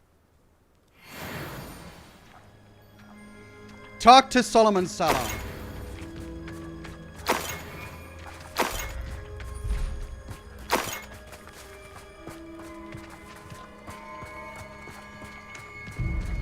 Well, the entire town is under attack from a bunch of goblins. And Sebastian uses what he knows to defend his sister. How do they respond? By banishing him from the house? From their lives? Why is it unforgivable? I want to know. Why is it an unforgivable curse? Alright, let's see if we can talk some sense into them. What was he thinking? Pardon me, Mr. Sallow. What Sebastian did was inexcusable. You cannot possibly be about to defend him.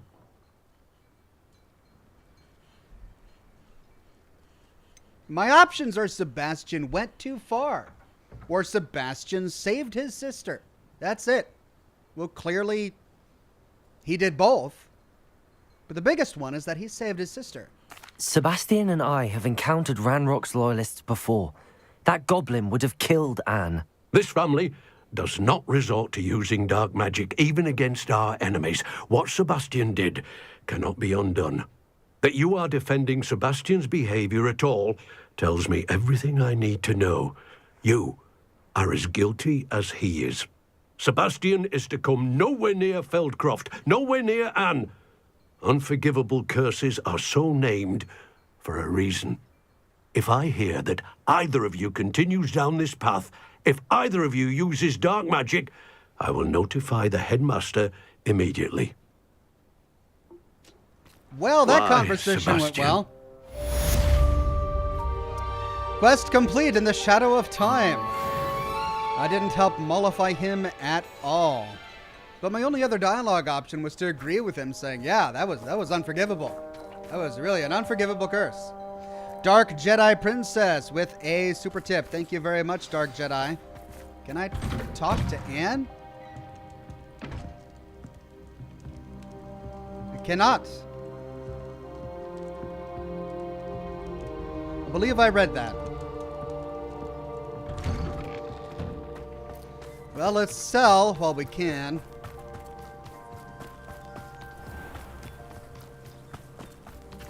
Or not, because the merchant is not here. Did he die in the fight?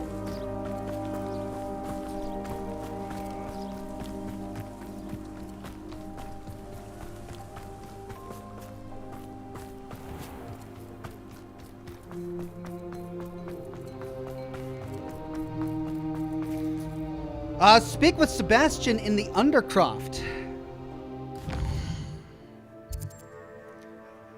Right, well, we'll fast travel there.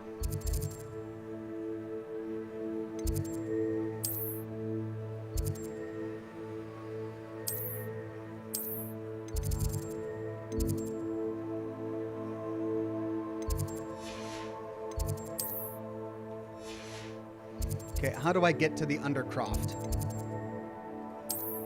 There we go. No, that's the Hall of Erodinia.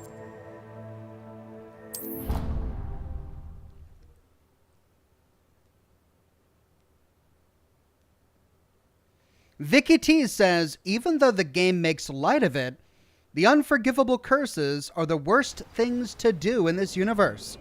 One-way ticket to Wizard Prison, Azkaban, and a stain on anyone related.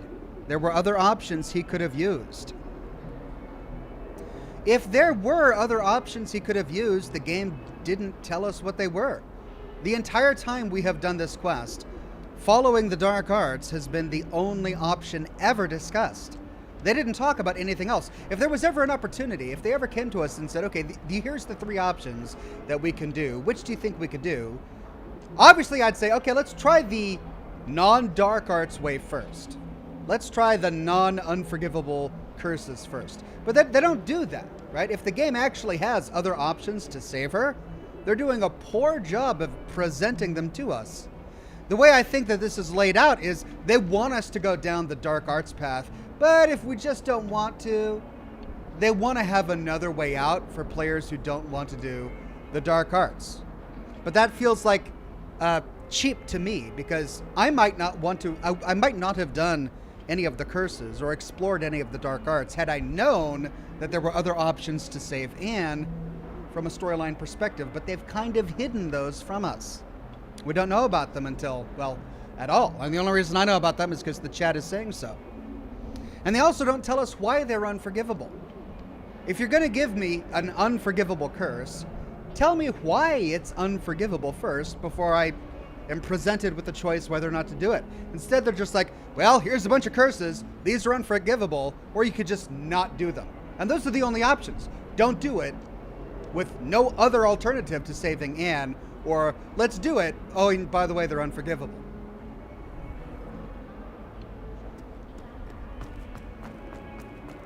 All those and you leave them on platform 9 3/4. You are damn lucky that the station guard found. Don't lose that too.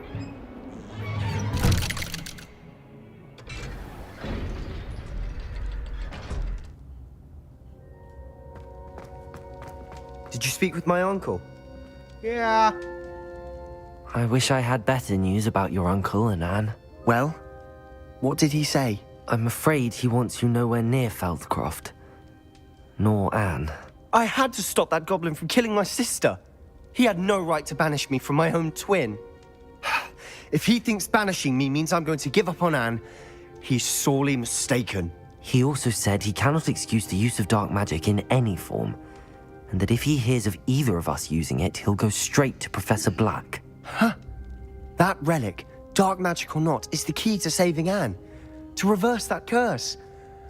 I will not lose Anne for good. I should send the crest to Anne. She'll know that we need to meet. I'm afraid I don't follow. Nothing, just a thought. Now I'm more determined than ever to learn what power that relic has. What did you mean you'd send Anne a crest so that she'd know to meet you? We just lost our parents, and we were packing up to go and live with Solomon. We couldn't take everything. She was carefully organizing her prized possessions, a box of artifacts she'd collected to do with our family. Jewelry, cards, old photographs. She got to her favorite, a handmade crest, and without a second thought, she handed it to me. This will keep you safe, she said. It holds no enchantment, but I've kept it with me since. That's how I can reach Anne. I'll get the crest to her with plans to meet. Be careful, Sebastian. Your uncle could intercept it, or be expelled. Even if Ominous is upset with us, he has no love lost for his family. He'd use their connections to the headmaster if we needed his help. Dark Jedi Princess says, no, Ox. Vicky is saying that Sebastian could have saved Anne's life without using a curse that robs a sapient being of their free will. Okay, first of all, how? How could he? What is that option? Like, we've discussed multiple times that there are other options, but those have never been explained. Like, what are the other options? How could he have saved his sister's life without using that curse? Would he have just cast a fireball or something? And that would have worked? Secondly, robbing a sentient being of their free will sounds really bad, and it is. But if that sentient being is using his free will to murder another sentient being, in my book, you've lost your right to have your free will. I don't necessarily, I'm not going to put free will on a pedestal so high that you can, that we absolutely cannot rob a person of their free will ever for any circumstances. Because free will, we're going to idolize it. It is our idol. Even if that person is using free will to murder. Joe Schott says, in this universe, murder is okay, but black magic, just no. I mean, yeah, that's kind of, I'm like, if you're going to use your free will to enslave a race or murder a bunch of people or rampage a town, I'm sorry, you've lost your right, as far as I'm concerned, to exercise your free will. This, of course, is something we do in our own universe. If people are doing crimes, we put them in prison. They have lost their free will to roam about and commit those crimes.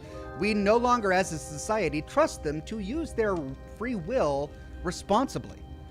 In this universe, however, it's an unforgivable magic to rob someone of their free will temporarily so that they don't kill somebody. That's BS, in my opinion. Padre says, what's either a really gross animal issue or an impressive magical school? What is either a really gross animal issue or an impressive magical school? Hogwarts. It's a gross animal issue. Hogwarts. What is Marco's favorite item at Glad Rags Wizard Wear? Polo. Marco. What do toads use to track their exercise?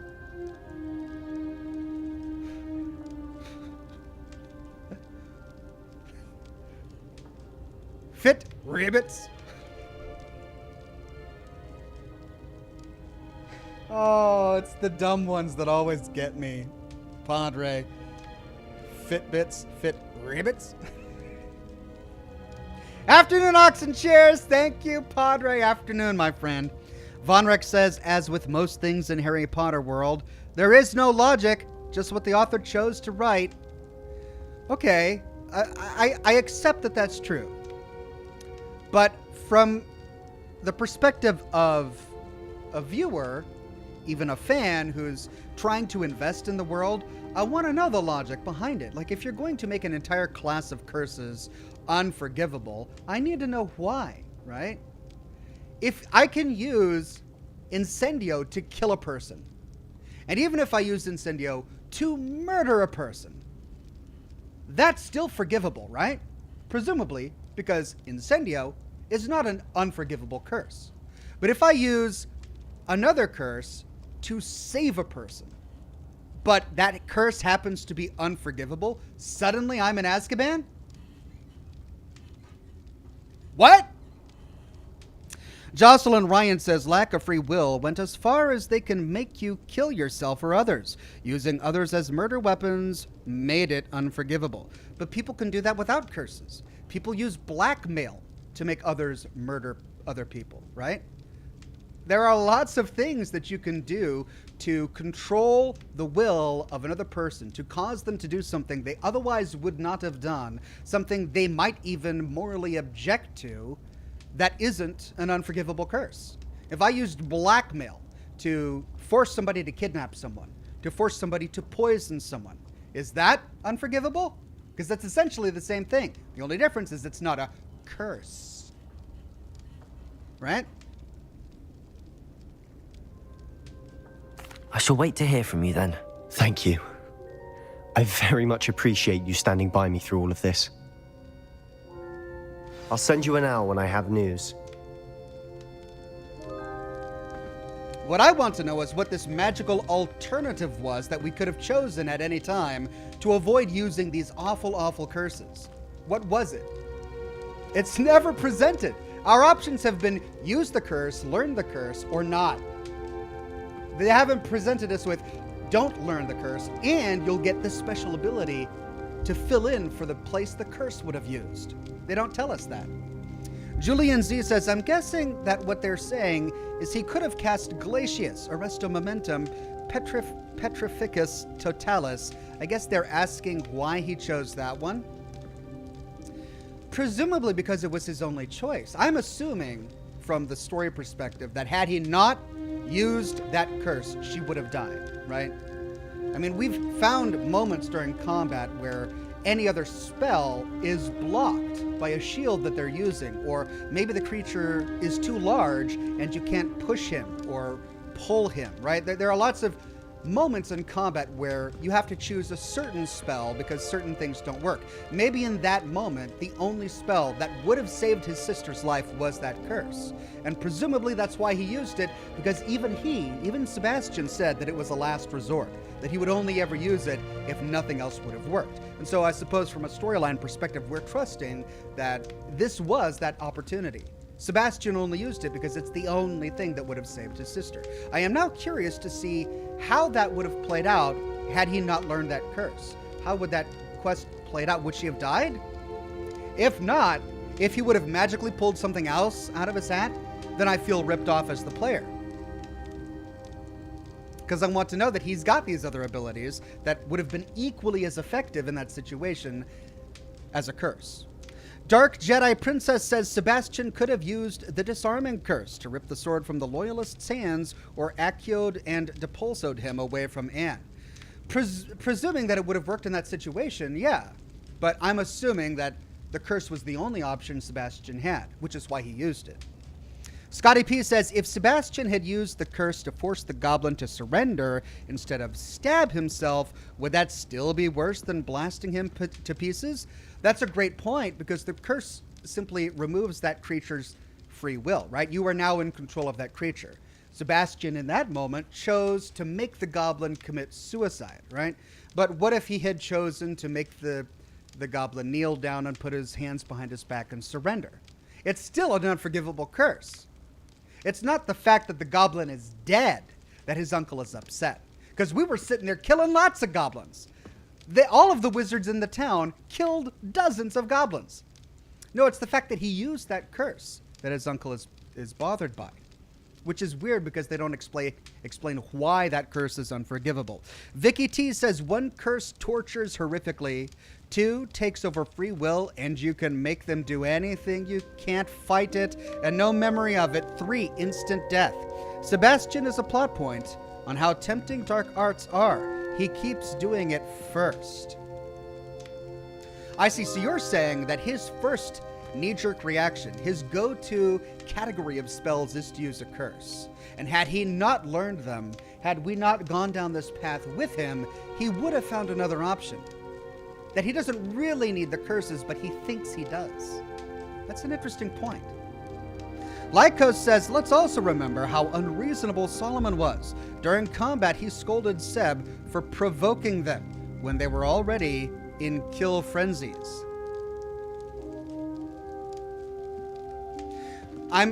Perhaps I'm forgetting some of the characters in the game. Who was Solomon and who was... Oh, right. No, you're right. His uncle and Sebastian. Yeah, they were already in kill... They had attacked the town. We arrived and it was smoking, on fire. That was before anyone used the curse.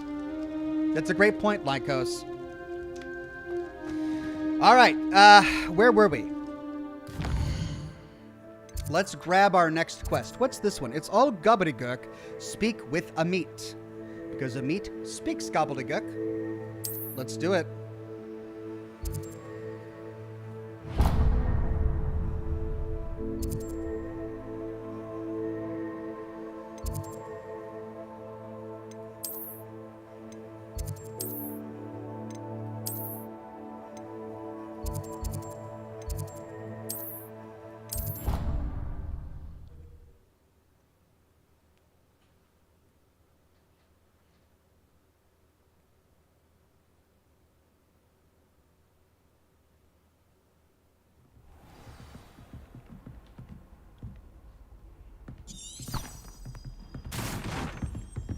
Whoa!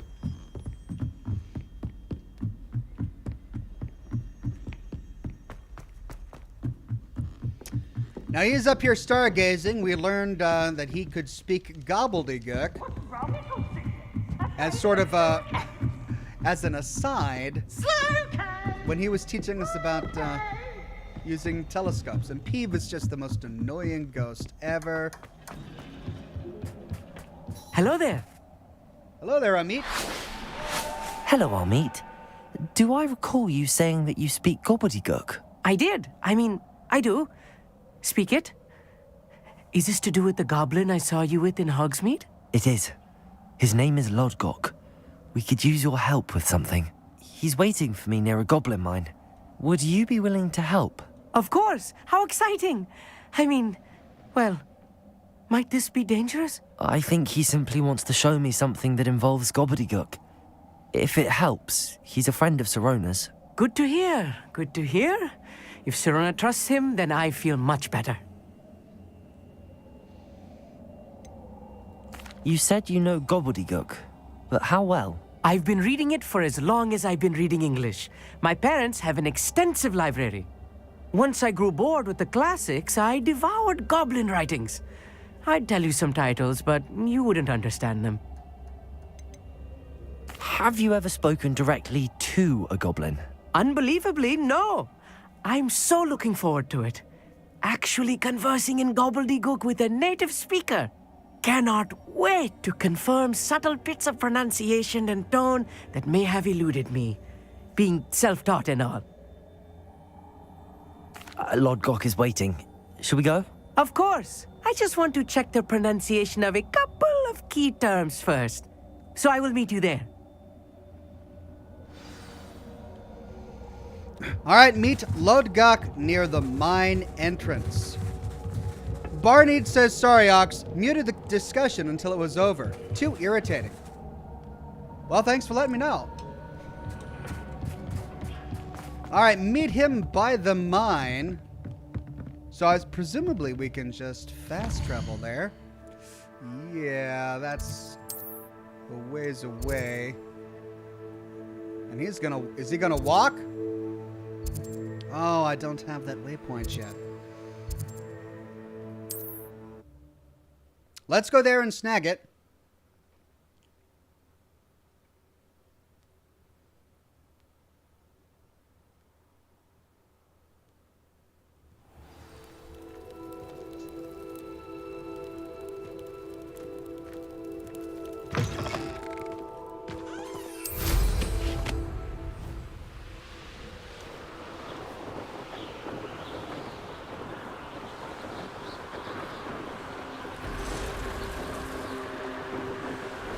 Revelio.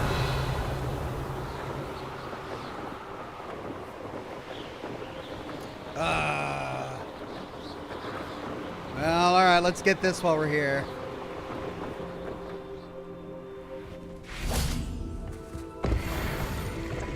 Landing platforms, 2 of 6.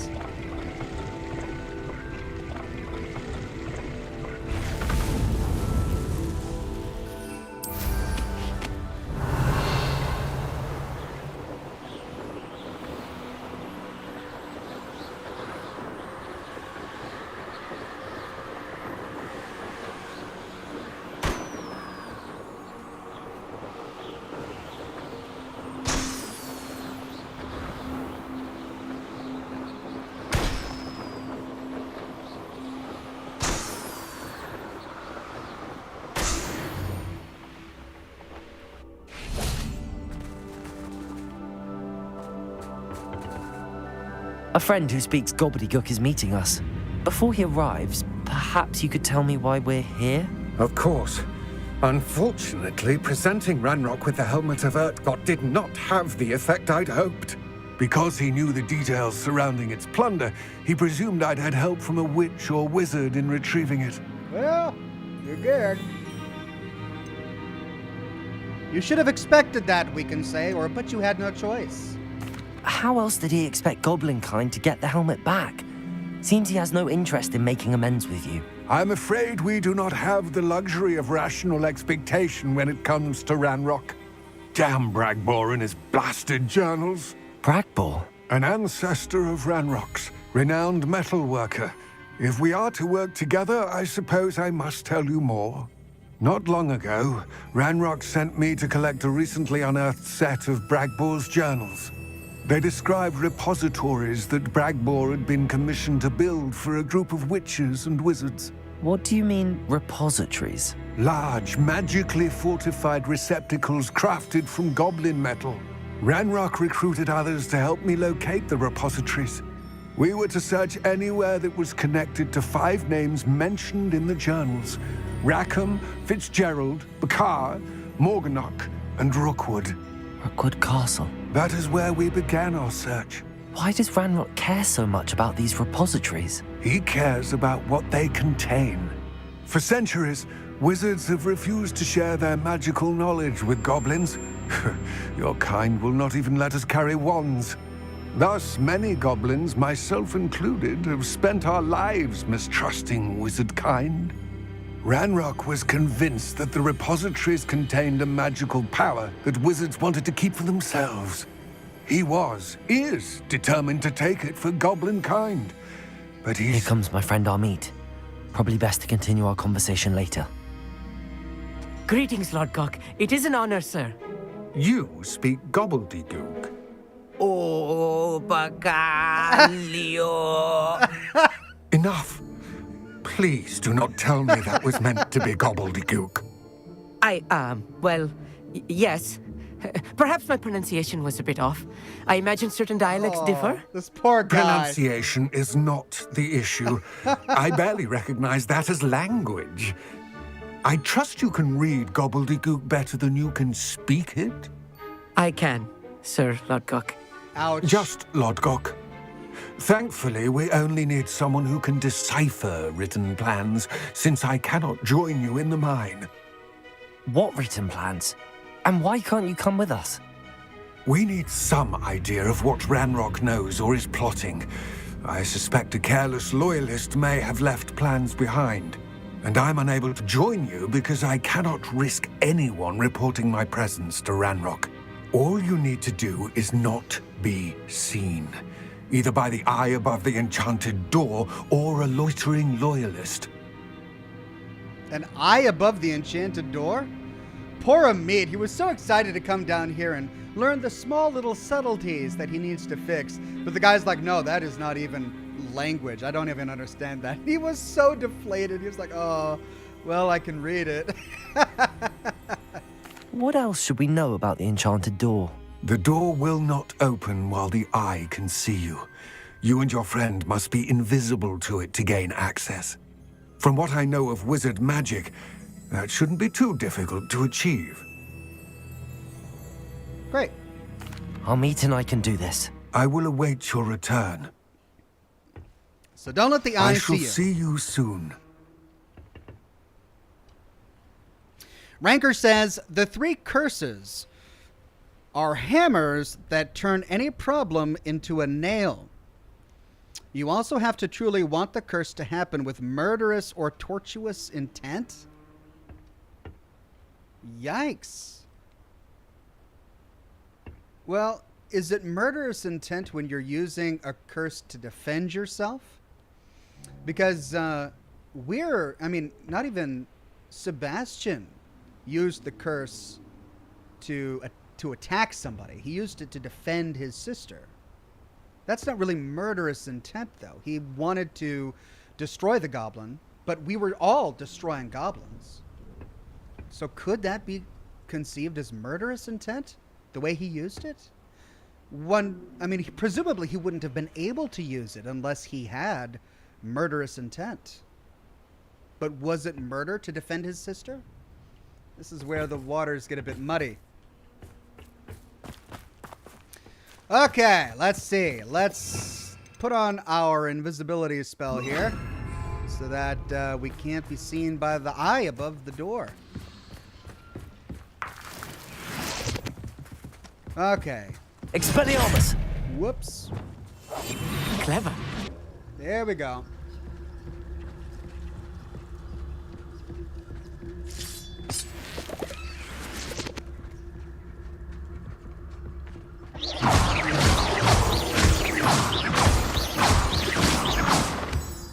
I'm sure the door didn't notice that.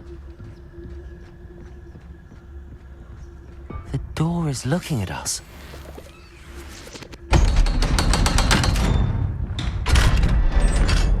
And it failed. Poor door.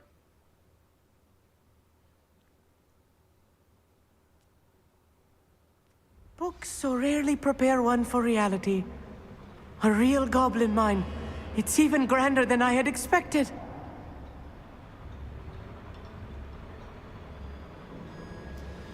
Canuck says Sebastian believes goblins cursed Anne first. Right, but his hatred of goblins doesn't extend beyond the ones that were attacking the town, right? It's not like he would use an unforgivable curse on any goblin. Protego! Whoops. Revelio.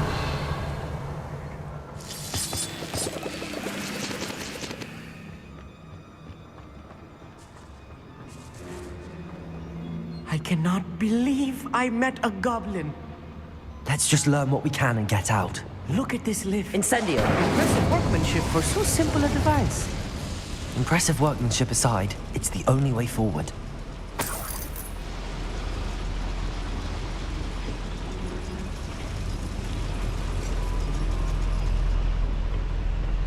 All right, you coming?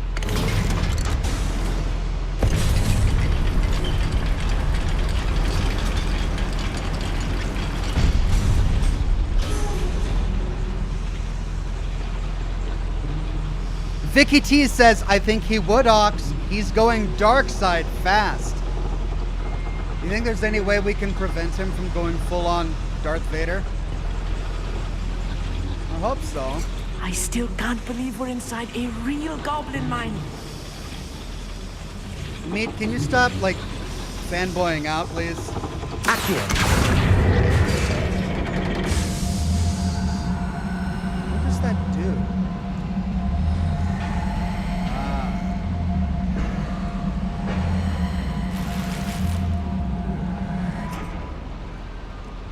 So it opens a conveyor.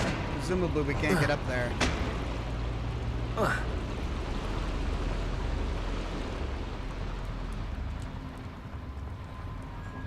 I've read about mines like this, but seeing one is something else altogether.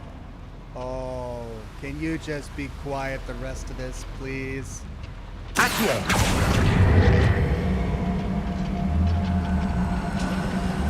We'll need to get across this gap somehow.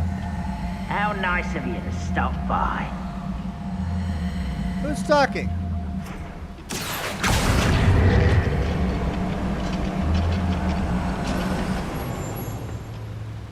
Armit, you'll need to stay close to me.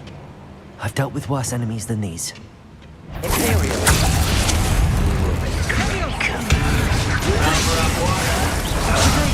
Stupefy. Flipendo.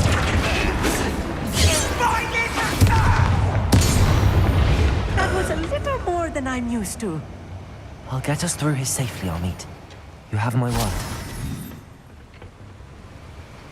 He's so excited about goblins, we just killed a bunch. He's like, oh, I met my first goblin. Oh, I killed my first goblin. Revelio. Did we pass a bunch of stuff? Oh yeah, that's what we used to get by, and that's from presumably another puzzle we'll get to later.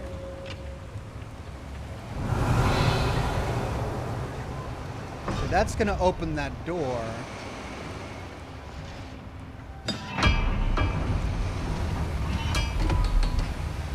And that opens the sluice gate. So... Accio. We're being watched. By a door.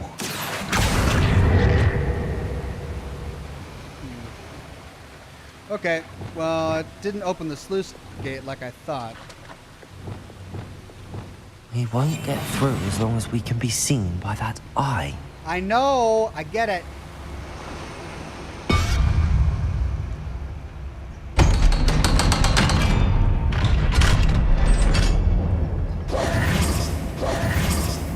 Okay, now...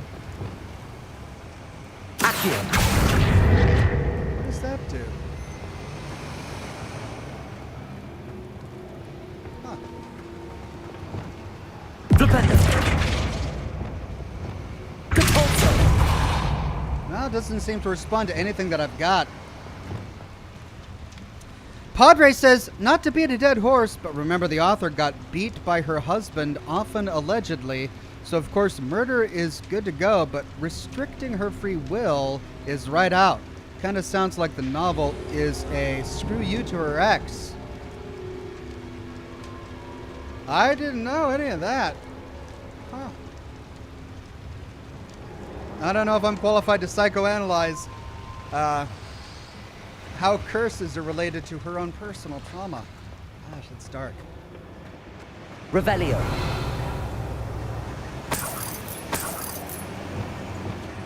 Incendio.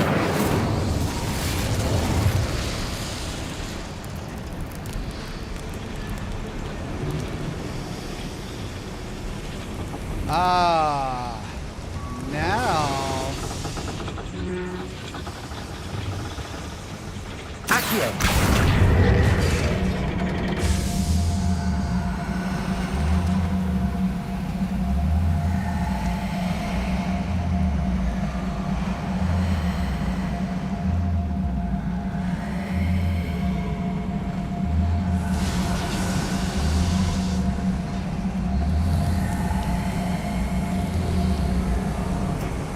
Revelio. Oh, there's a big chest up there. So I gotta figure this out. There's a gate over there. Presumably, I can get through that gate by coming up through here. Oh, I opened it! Okay. I got it! I just didn't realize I had gotten it.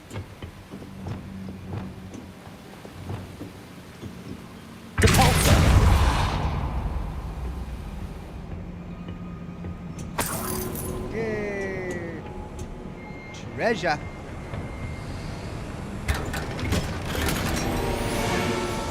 Unidentified item, your gear slots are full.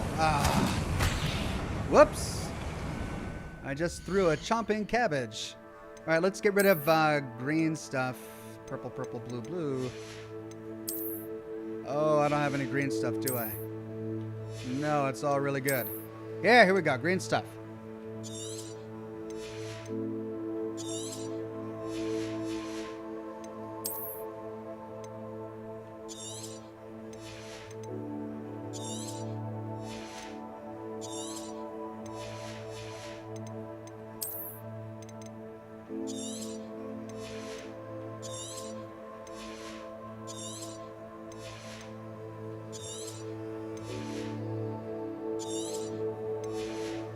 Okay.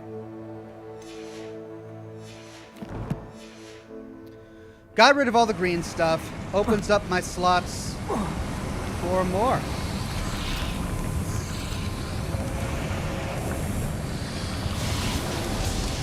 I feel like a character from one of the adventure books I read during the summer holidays. Let's take a look around, Amit. See if we can find any plans. Bound to be plans around here somewhere. A schematic. They're building something. I can't quite make it out. Curious. Let me know if you see any more plans or schematics. We can't return to Lodgok empty-headed. Revelio.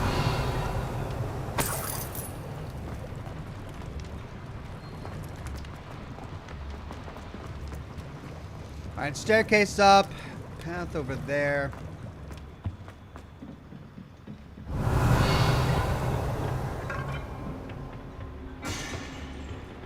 Ah.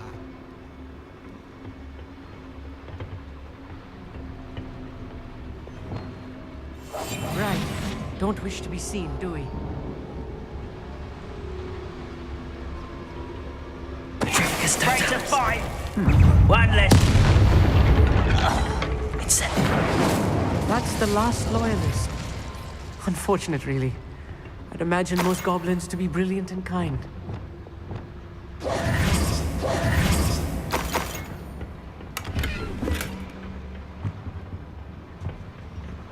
Got him. Fascinating to see gobbledygook written in a goblin hand. The flourishes are extraordinary. I will get to the bottom of what they've been building down here.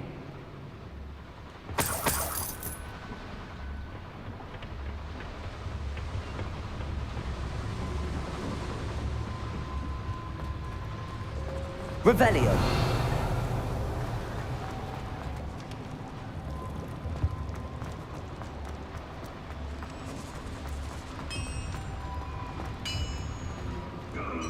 If I'm translating this correctly, and I think that I am, they're building something rather large. But what? There must be more notes around here. What could they be building? Let's find out.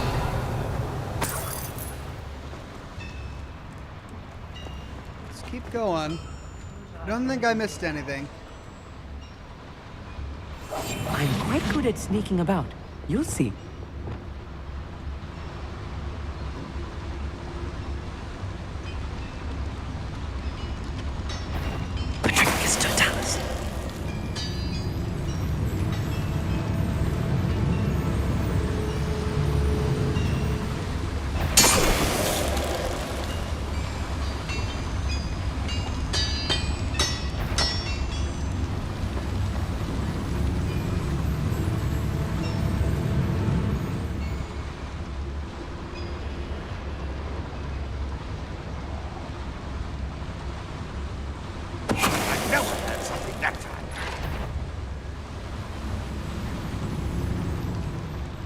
So far, so good.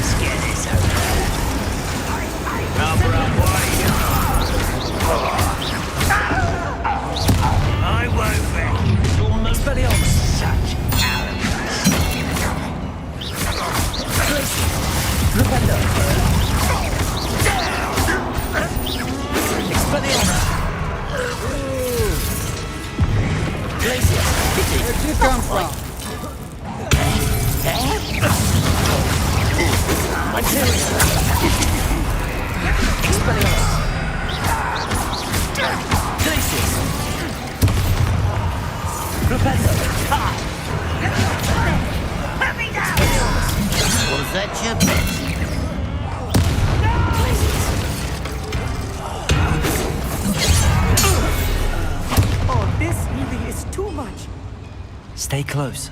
I've handled much worse. Another boiler. This place is more complex than I had expected. Revelio. Whew.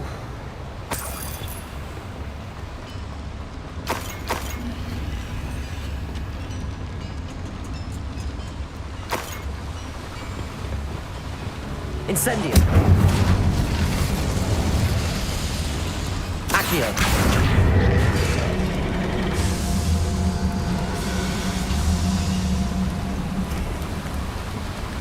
I think that's the way we need to go.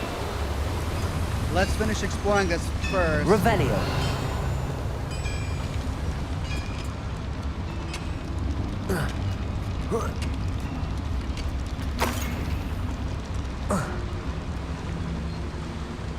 Another schematic.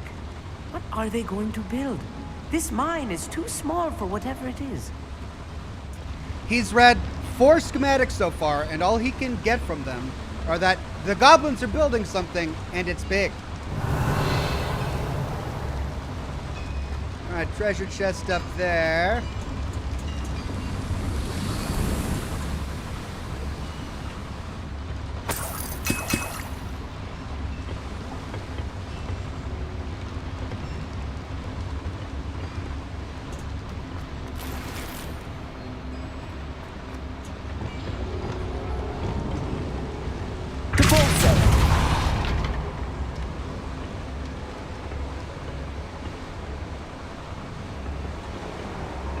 We're behind the scenes here. What do we get? Hey.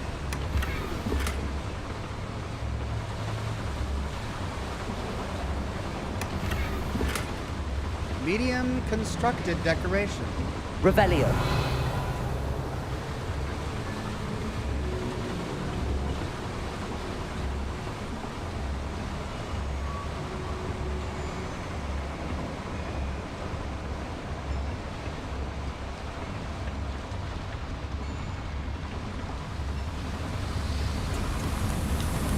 Okay.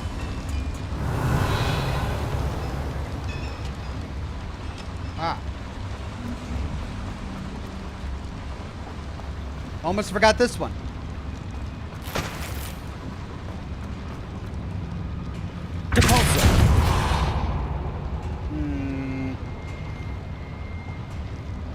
Can't get through there.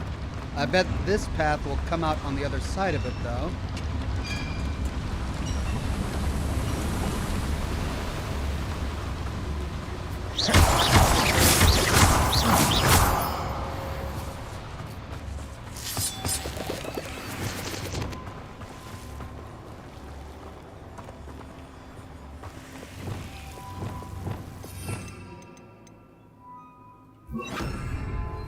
Lumos. Lumos! Devil's snare. Nasty stuff if we're not careful. Not an entanglement we need right now.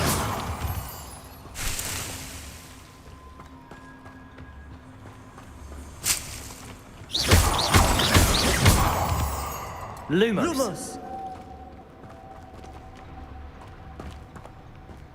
Alright, I think I got everything in the cave.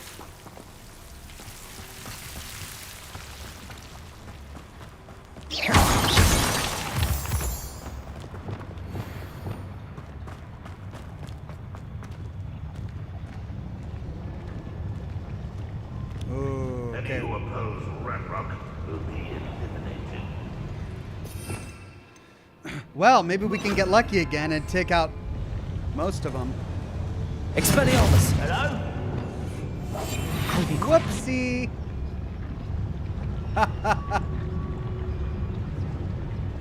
What I wouldn't give for a cup of mushroom tea. Oh. Wait a moment.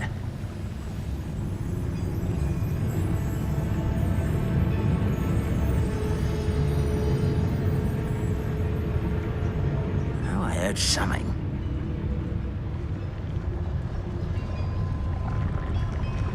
Petrificus totalis.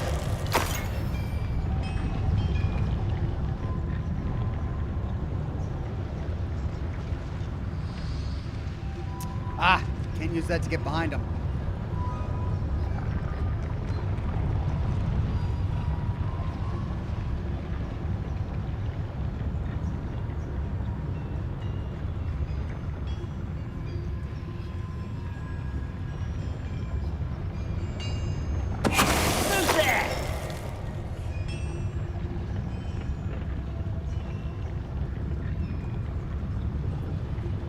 This is the first mission where I feel like I can legit do stealth.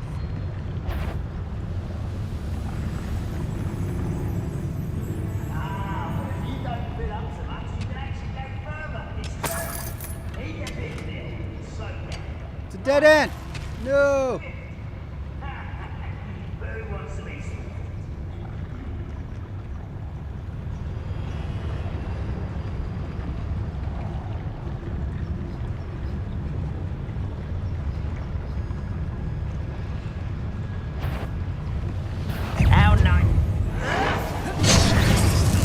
Got it! That's embarrassing, isn't it?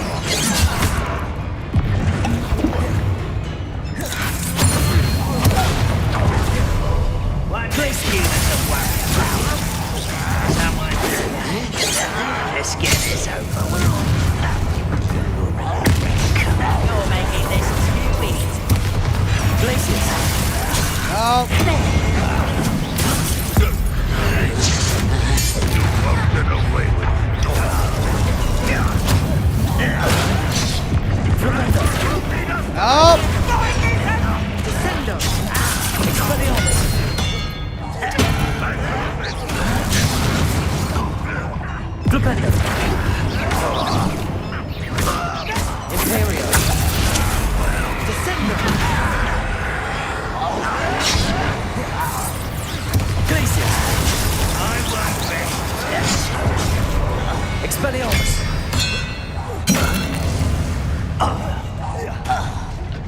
How many of them are there? That should be the last of them I'll meet. Ooh. How do I know? How does my character know that that's the last of them? Okay, I came from there. I already went up there. And through there.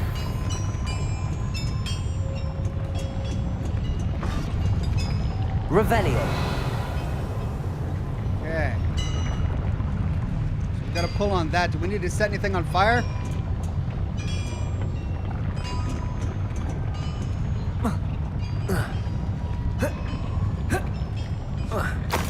Got it.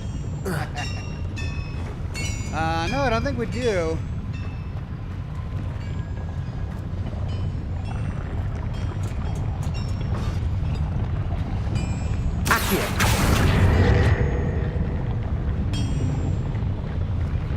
Actually, we do. I just gotta find it. Where's the burner?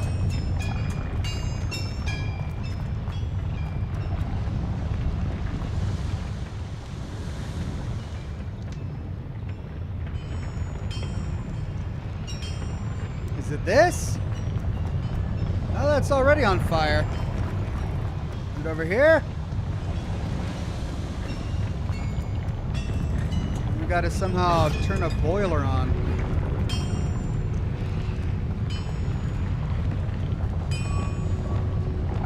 Incendio.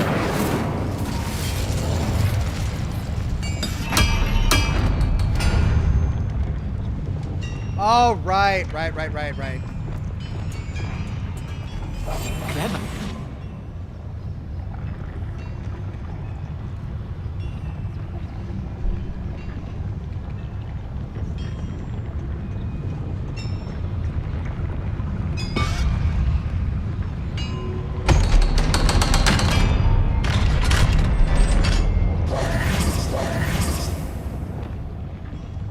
There it is. Incendio.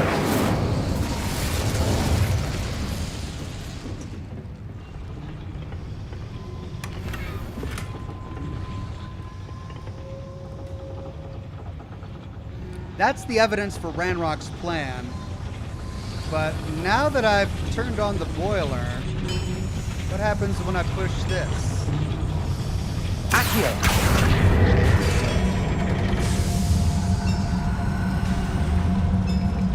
Ah, that's the elevator out. All right, let's get Ranrock's plan. This is not good. They're building enormous drills, bigger than this mine could contain. Let's get out of here and tell Lodgok what we found. Are they gonna try to burrow into Hogwarts? What do they want to drill into? There's a chest over there. But I bet I'll get it if I take the elevator up. You coming?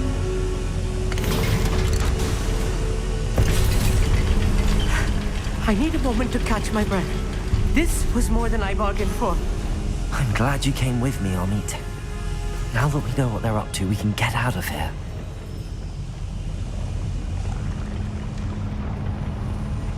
There's a chest icon over there. But I'm guessing I'll stumble upon it on my way out.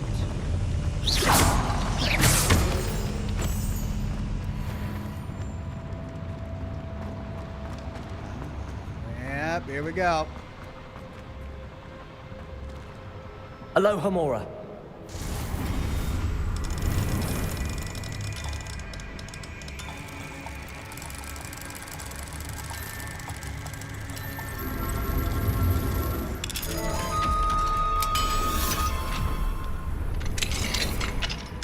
Revelio.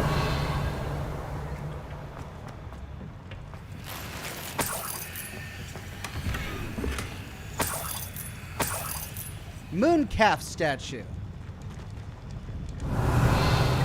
Getting a lot of decorations for the player home that I have barely even touched.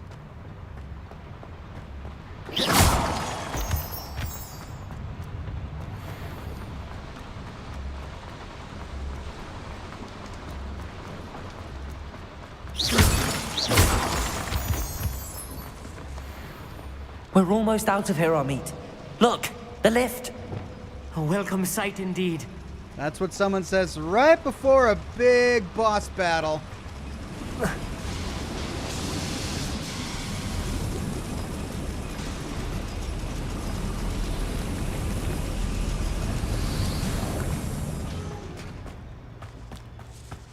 Well, it looks like we're getting out unscathed.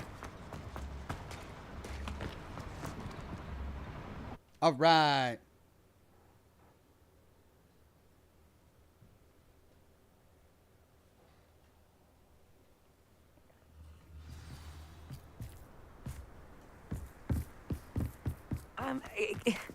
Can we please talk about what just happened? That wasn't so bad, was it? It was. It really was. I'm afraid I've had enough adventure for one day. For a lifetime, perhaps. Thank you, Amit. I couldn't have done it without you. Now, if you don't mind, I'd like to have a word with Lodgok. Understood? I'll leave you to it. Your goblin secrets are safe with me, but I get to write the book about this escapade someday. Without further ado, adieu. Without further ado, adieu. Alright, we got the mind's eye. Flu flame. Let's talk to Lodgok.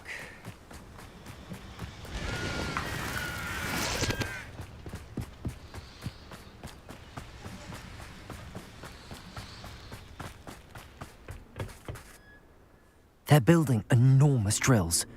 We found their plans. Ranrock must be searching for the repositories. I fear you are correct.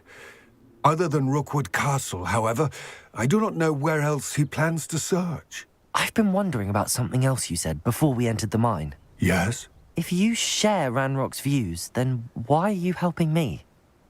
I expected Rookwood Castle to be deserted when I arrived to begin my search. So was surprised to find a witch there who had set up a sort of improvised research site. She was studying something so intently that she almost didn't notice me. When she looked up, I thought she would react with fear or disdain. But instead she did something that I will never forget. Without a moment's hesitation, she smiled and asked me to sit with her. She told me that she was a researcher and showed me a small, oddly shaped container with a strange symbol on it. She was certain it was made of goblin metal, but was unable to open it. She wanted to work together. Miriam. Yes. But how did you... Professor Fig's wife. He told me of her research, and I know of the container. Ah. The reverence with which she talked of goblins and their intelligence and skill, it caught me entirely off guard. I'd never been treated with such respect by a witch or wizard. So, to my surprise, I let her study the container if she would allow me to search the castle on my own. We parted ways, with her promising to share what she'd learned. More of Ranrock's recruits arrived, and we began to dig, eventually locating the first repository. Ranrock was thrilled with our discovery, but furious when I told him about Miriam. Berated me for trusting a witch, and I heard she'd been killed. You think Ranrock murdered her?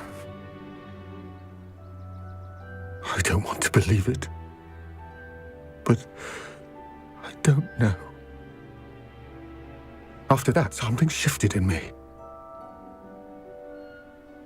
I had seen how the power from the repositories was transforming Ranrock, transforming all of them. I could no longer remain a part of it.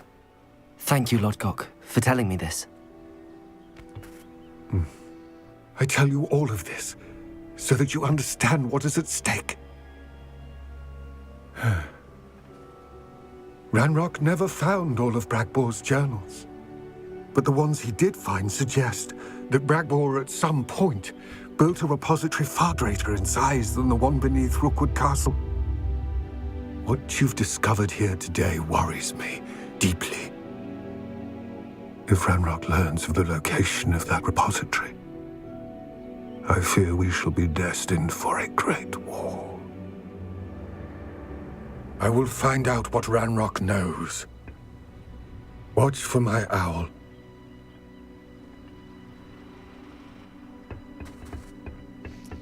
I hope that's not the last time we see him.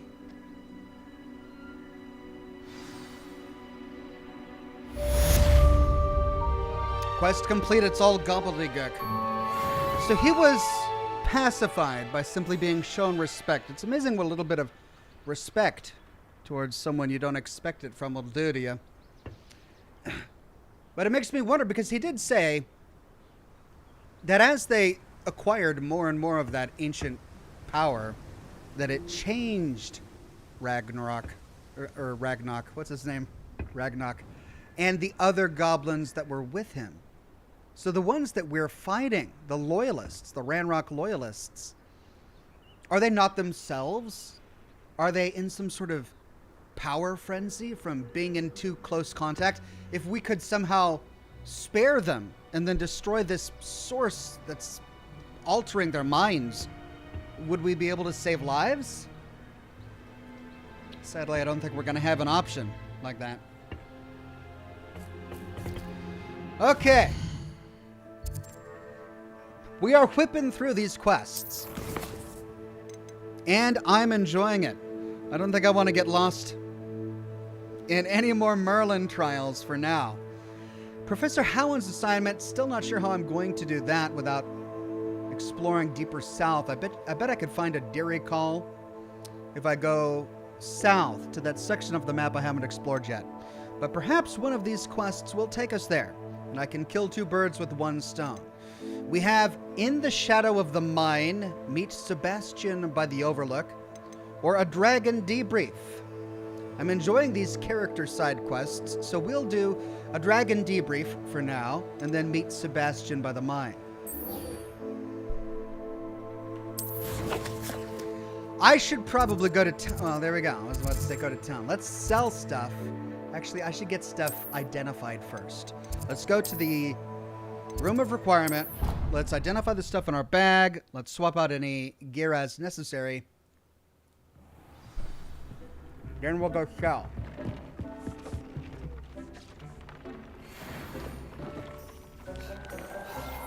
Orange Eye of Newt. Goggles. Alright, let's see if anything that I've acquired so far is better than what I've got. Worse, worse, worse, worse. Worse, worse, worse, worse, worse. Better. Herbology. Increased damage by all plants. They look ridiculous, so let's change that. Worse. Worse, worse, worse, worse, worse, worse. Worse, worse, worse. It's all worse. Even the level locked one is worse. Now I had Ancient Magic Focus. Let's go to the Loom. And let's upgrade it. Charbernal, Nifl Fur. We need a Grab Horn. But let's view traits. I don't use plants all that much, but I do use ancient magic from time to time.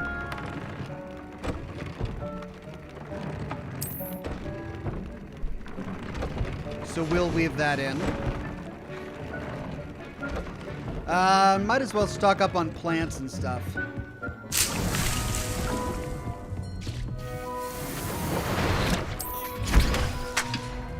Dick thinks you should be proud of all the potions you've brewed. And I thinks that I wish you said something else.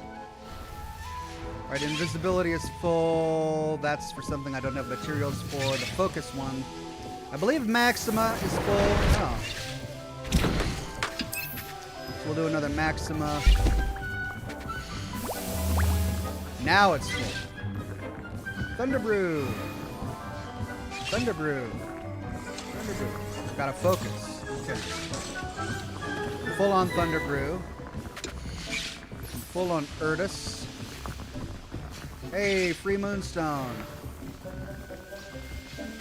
Wiggenweld. And I'm full on Wiggenwelds.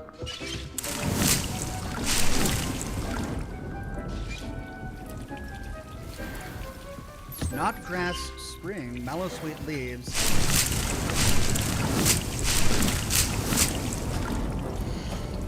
Full on Venomous Tentacula, full on Mandrake. Wow, I'm getting some Moonstone from these.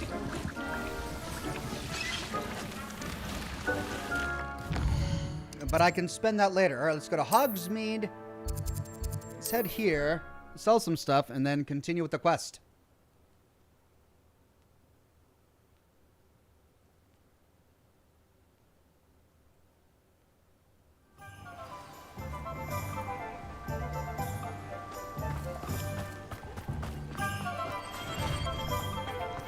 Whoop.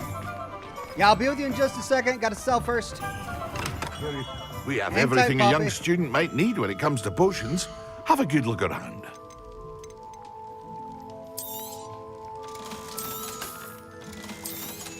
I wish there was a faster way to do this. And this is after destroying like half a dozen green items that were in my bags earlier.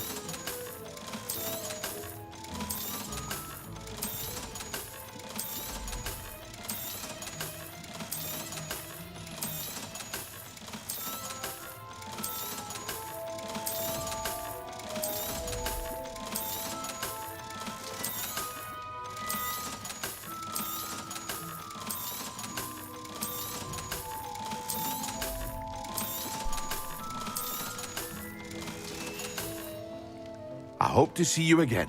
Farewell for now. All right. Now, Poppy, let's catch up on that dragon. I wonder if it's a good dragon.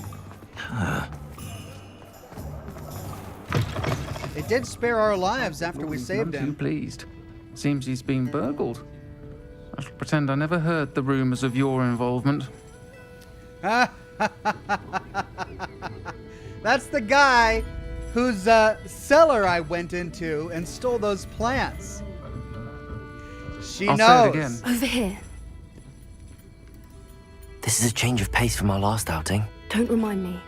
The thought of that tent still makes my blood boil. I've been thinking about those poor dragons in the fighting ring. The collars they were wearing, they appeared to be goblin silver. I think a collar is precisely what we found at that poacher camp. I've never known poachers to use anything like that before. The dragon that attacked my carriage was wearing a collar, and Professor Fig was genuinely baffled by its behavior. That attack always did strike me as a little strange, seemingly coming out of nowhere. Surely you aren't suggesting that the collars somehow control the poor creatures? Exactly. Merlin, I don't think the dragon we set free was wearing a collar, but we should check. And if we can find her, we can return her egg. Haven't we done enough for her, we could say? Or, yes, we should check on her, especially since we have her egg. She probably wants her babies back. That's a good idea. We need to see this through. I'll start looking into it right away. There was something else that I wanted to discuss with you. I didn't want to press it before. It seems I may have caused you more trouble with Victor Rookwood. Why is he after you? Well, both options are rather vague. I'd rather not say at the present, or it's to do with Ranrock. And she already knows that Victor Rookwood and Ranrock are connected, so I don't think this is giving away too much.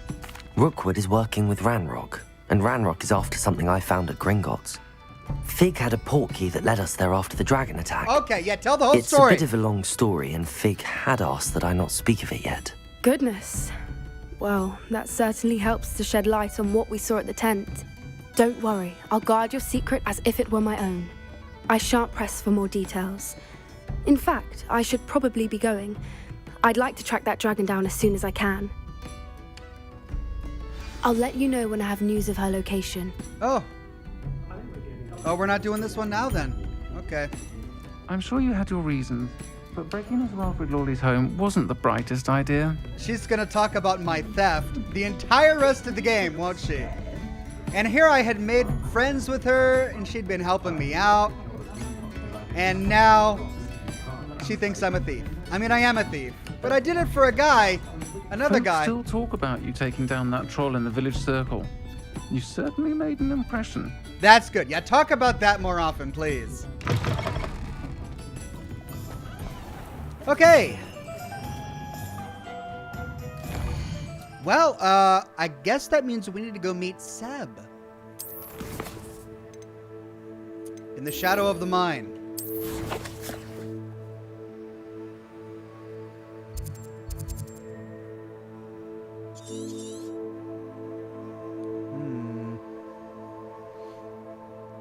Well, this is the closest. Upper Honksfield.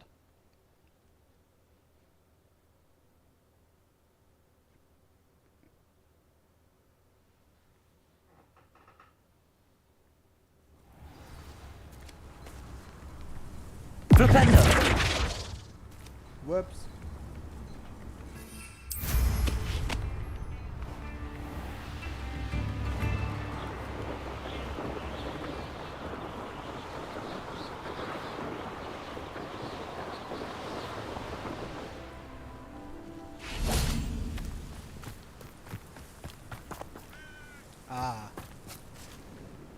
What a graveyard. I have some promising news about the location of our Hebridean dragon friend and Oh, where no. to return her you-know-what. Meet me in the town circle in Hogsmeade. Well, okay. That's the one I wanted to do. All right, we already did a quest with Sebastian today. We've got less than an hour left. Let's diversify a bit, and let's go see what she wants to do. Because I am curious about the dragon quest. We can always come back and do Seb's quest later. Poached egg. Poppy sent me an owl saying she knows where we need to return the dragon egg we have in our possession. I am to meet her in Hogsmeade's town circle. All right, back to Hogsmeade.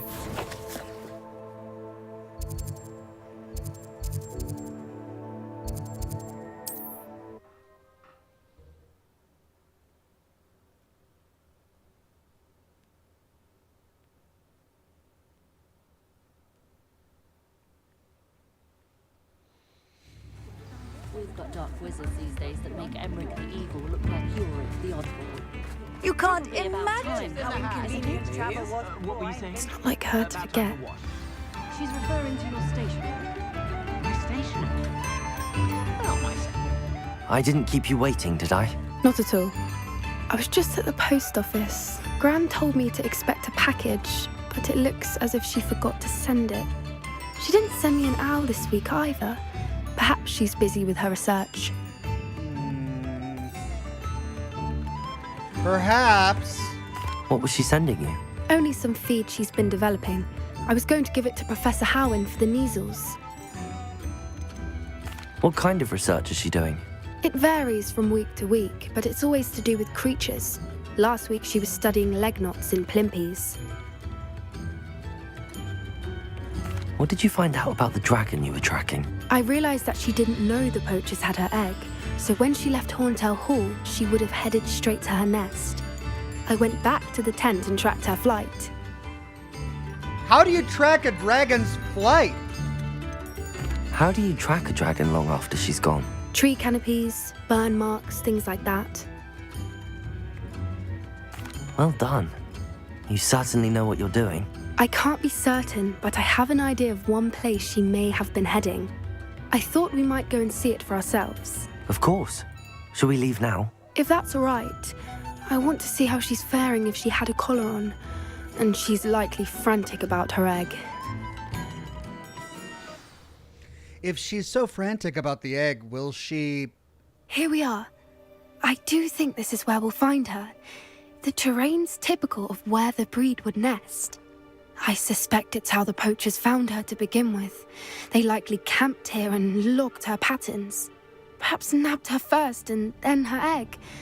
Dragons are hard enough to wrangle, let alone maternal ones. You got all of that from simply standing here? You'd be surprised how easy it is to think like a poacher. Shall we see if she's home? We only need to return her egg. What if she doesn't understand what we are doing and she thinks we're stealing the egg? That sounds simple enough, we can say, or this seems dangerous. I mean, dragons, yeah. You're making this sound simple, but this is a dragon after all.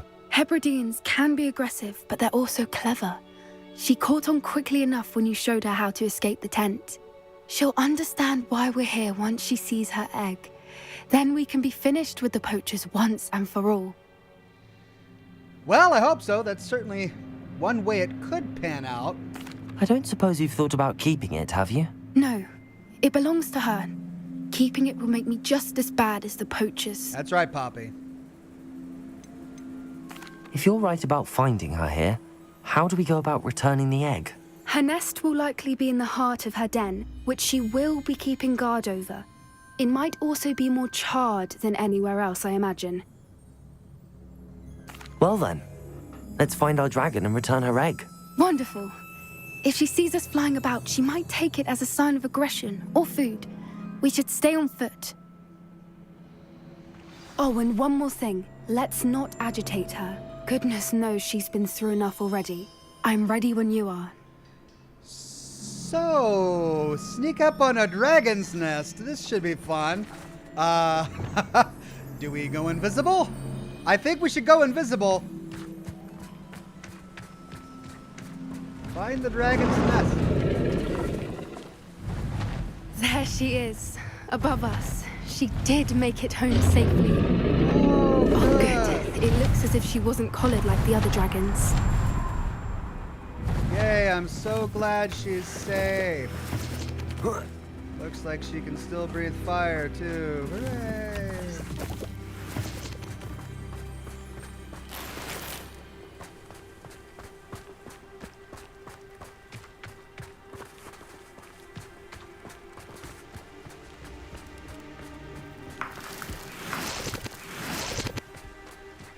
We're gonna get toasted, aren't we?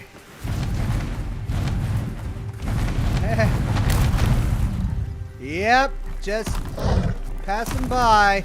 The thing must be worried sick, wondering what happened to her egg. Right, I'm not taking any chances. I am going invisible. Oh, I'm not taking any chances. She's all like, poor thing must be worried. I'm like, I don't want to be dinner. That's sneaky sneak. It's okay to sneak. Look at all this blood. Oh, that's a great sight. Oh, human bones. Those are human bones. There's more human bones. What are we doing, Poppy? Can we just drop the egg and she'll find it, I'm sure. They've got like... For what it's worth, she doesn't seem to have spotted us yet. Let's hope it stays that way. At least until we've done what we came to do. Oh, wolves. Great. Why did it gotta be freaking wolves?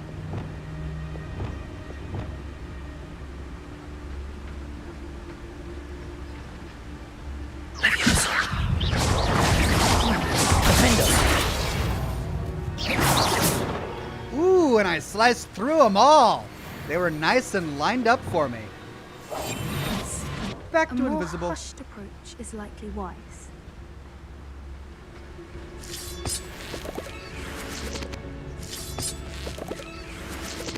A dragon's skull. Okay, so a poacher's tent. They killed another dragon, presumably.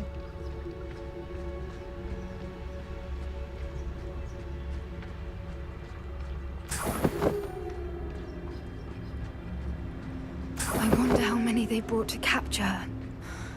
At least 10 usually. Where are you, Smithy? Thought you were joining us in Borneo. I know you have your hopes about the fighting ring, but the true galleons are in Acromentlus. You wouldn't believe how much Violet and I made a few days ago, not to mention Borneo's not half bad to look at. Anyway, we'll be moving on soon. Egypt, perhaps. It's such a relief not to be weighed down anymore. See you soon, Angus. How charming. They keep in touch with each other. Alright, that was just a Wiggenweld. Revelio.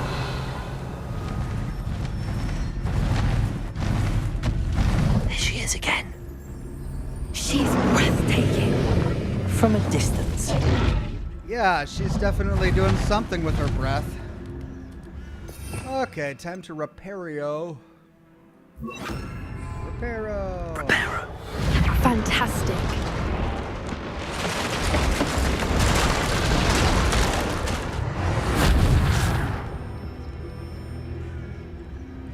Don't mind me, dragon. I'm just sneaking up with your egg in my basket.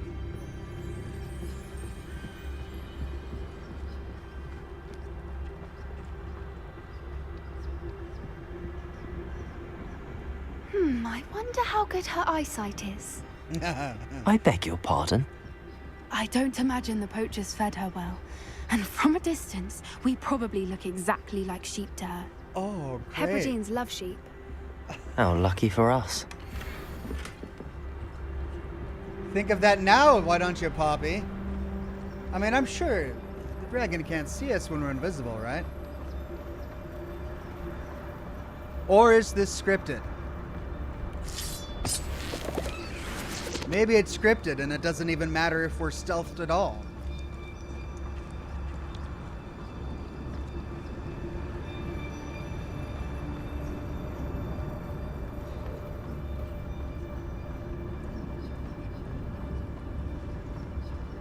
Watch your step.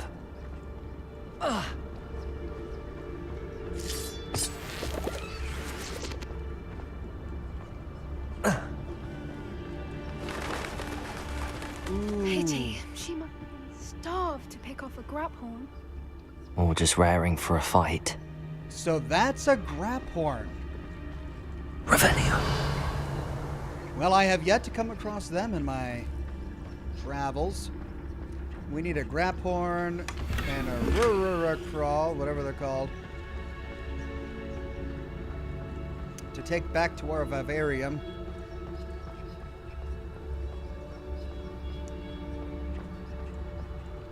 Quiet. What was that?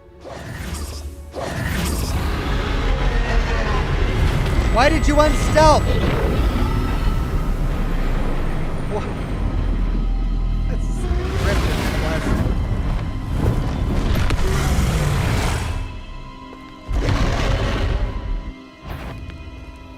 Well, there's no turning back now.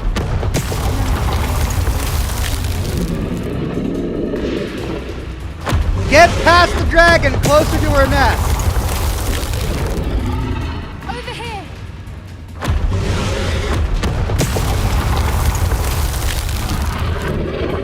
Wait here. I'll run ahead. Whenever you're ready, I'll follow your lead. I'll draw her attention. Follow when it's safe.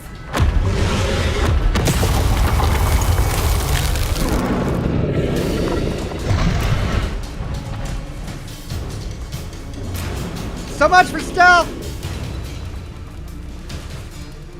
Where you going?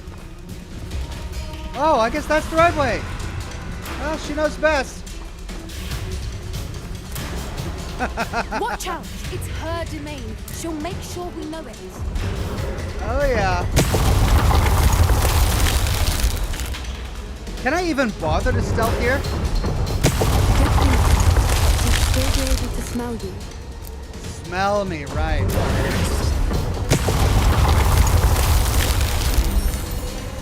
Keep at it. We've just got to make it to the nest. Oh, she isn't making it easy.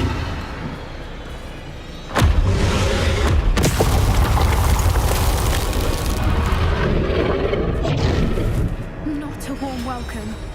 It's a little too warm, if you ask me. It's a warm welcome, yeah. That was a pretty toasty welcome, thank you. I don't suppose she listened to reason. I'd normally try, but we're well past that. Oh, chew!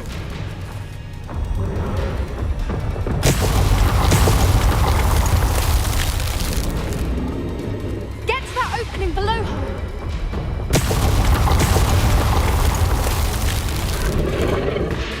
If we can get to that, we can get to the nest. Can't hear a thing you're saying! I'm just trying to stay alive!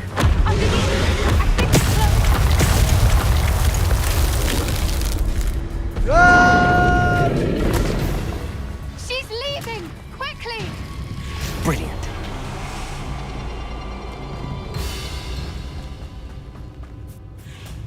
There's the nest. We're almost there. That's the nest?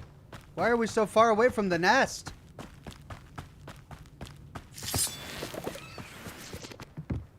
Oh, great. She's gonna drop down on that other side.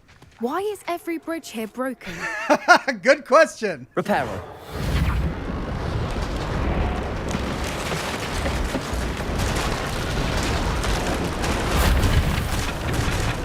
All right, we're gonna run for it. You ready? Run! Now, if we just return her egg, we can hopefully make it out without too much fuss. Yeah, let's hope for the best there. Let's place the dragon egg. She'll know that we brought it back, right? We didn't steal it. There you go.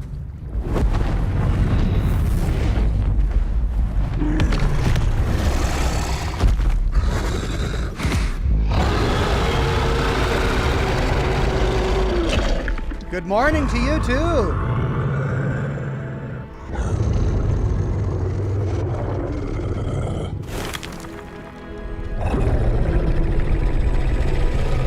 Pet on the nose. Pet his nose. There you go. Tame the dragon.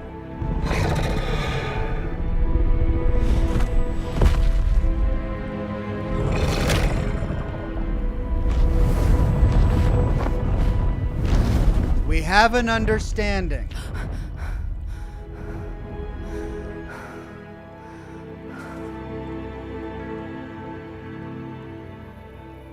That was brilliant. And did you see how clever? She left us perfectly unharmed. People don't give creatures enough credit, we can say, or she tried to kill us. And she did try to kill us. That's rather generous, isn't it? She did try to kill us the entire time. Only until she saw her egg, at which point I thought she rather warmed to us. The important thing is that we survived it, and we returned her egg. Thank you for doing this with me. Wouldn't blame you one bit if you wanted to head back to the castle and never think about dragons again. Yeah, that's where I'm at. I'm not ready to leave, we can say, or not at all, but I am ready to head back. I'm ready to head back. Shall we head back? I'm ready if you are. I am. After our dragon rescue at Hauntel Hall, I half expect to be ambushed by poachers any time I'm not in the castle. Understandable.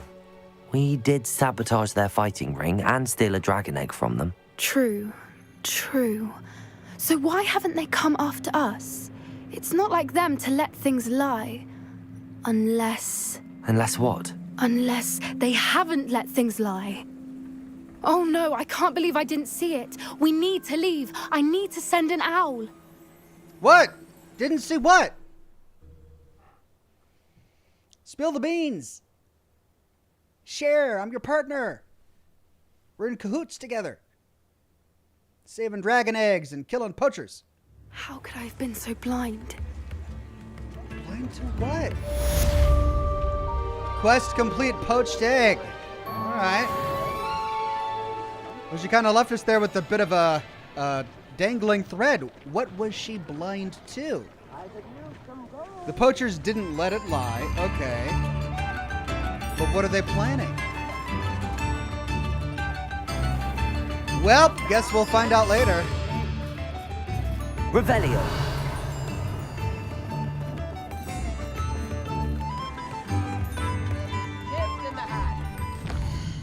But for now, we've got one more, well, two more, but we still haven't found a director. So let's go to In the Shadow of the Mine. We were just there, but you know what, Sebastian? We had to go take a look at a dragon.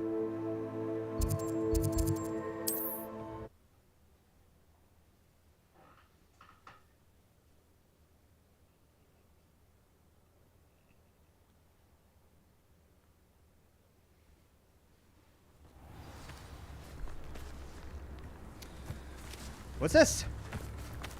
Dug bog warning. Warning. Dug bog sighting. Be careful.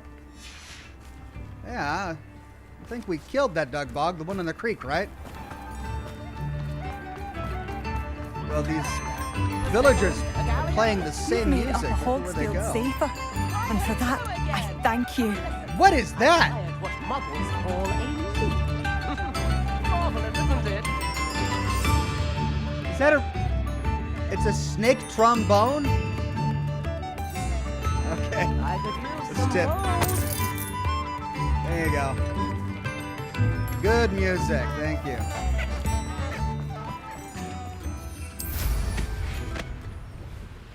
All right, Sebastian. Didn't mean to keep you waiting.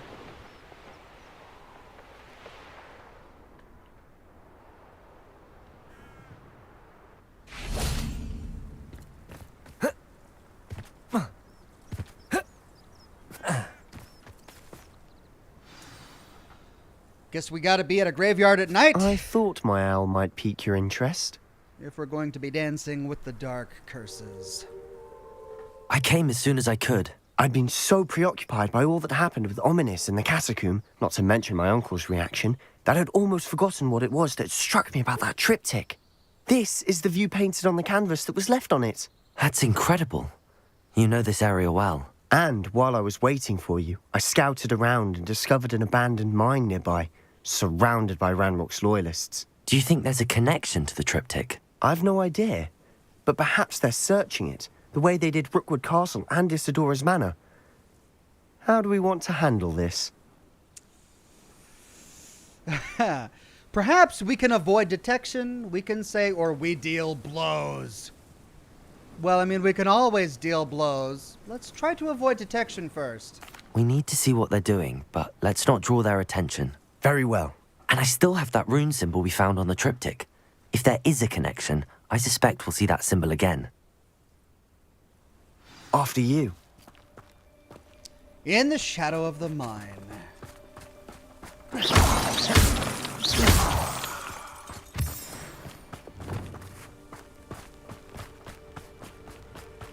There they are up ahead. I'll let you lead. Right. How many of them can I get before I'm seen? That's the big question. No one enters this mine. Kill anyone who tries. Ranrock's loyalists are out for blood.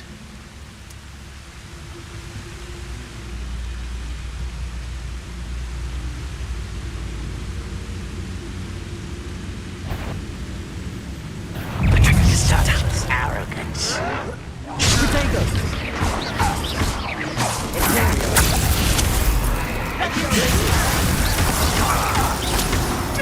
Expelliarmus!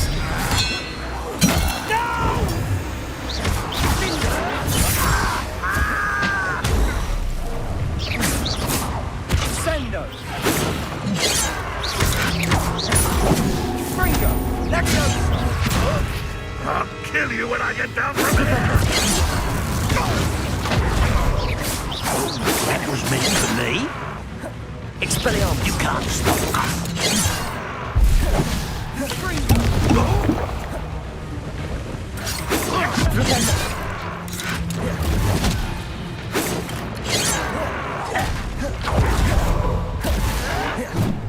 Imperium!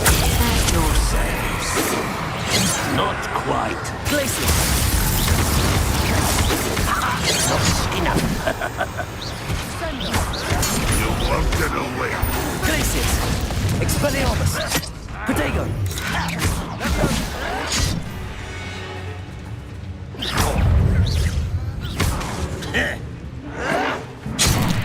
Glacius!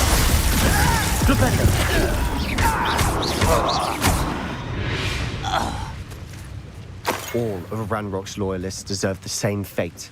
Nice work.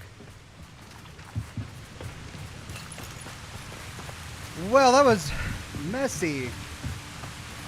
The mind control spell, I'm still trying to wrap my head around it because sometimes it works and sometimes it doesn't. Revelio.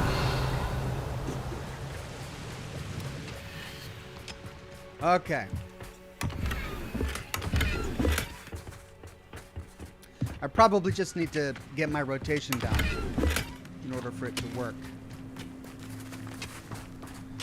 Let's see, is this a treasure vault? Yeah. I can always come back to that later.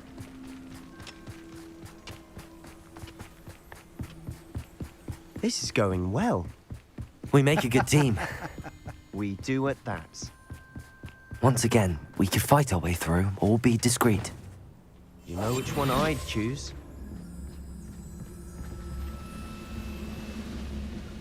Reminds me of the time I nearly fell out of a cart at Gringotts. I was only young, Mike. Totalis. Somebody there? Hello?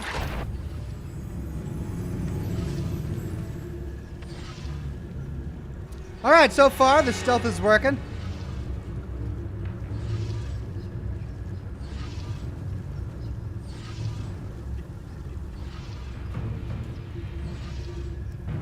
Turn around. Not your best moment, I won't.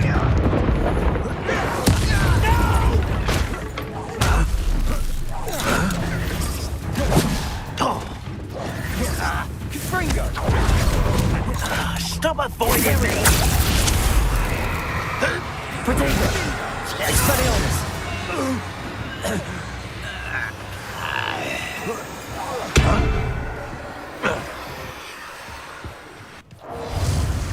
Glacius! Propender! And the fun is over. Fun is a relative term. It is. And that was relatively fun. So he is enjoying it. That's a bad sign. Don't go dark side on me now, Sebastian.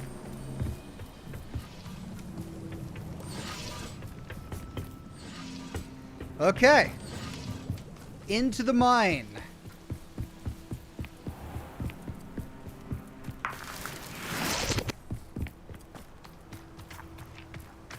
I should tell you, rumor is this mine was closed long ago due to an infestation of spiders. How nice. Nothing I haven't seen before. That's the spirit.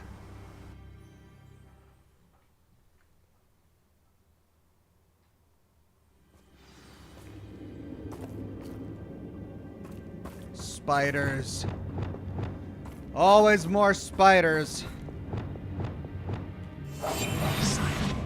For better or for worse, we're in.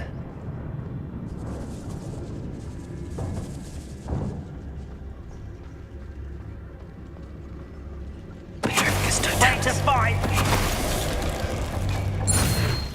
All around. This mine looks like a tomb. It was closed after accidents were reported. Now I see why. Well, well, we got a ledge over here.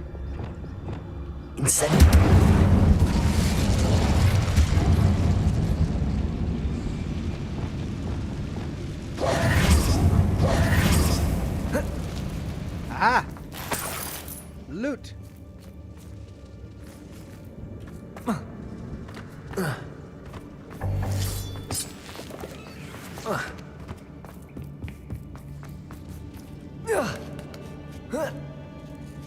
I don't see any goblins in these webs.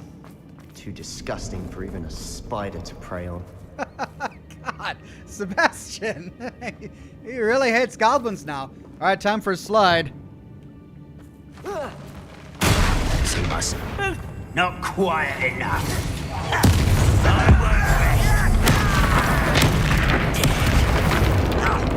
Leviosa! You don't! Let's get this over. Leviosa!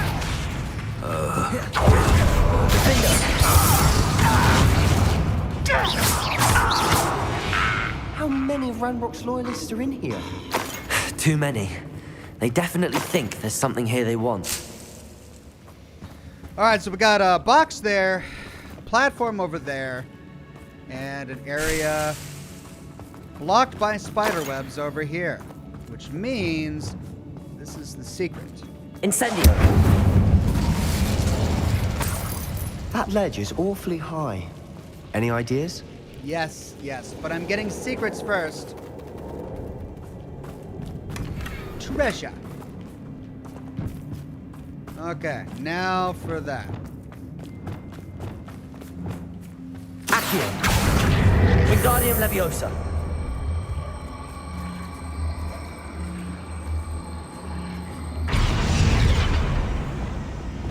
Leviosa! There we go. You coming, Seb?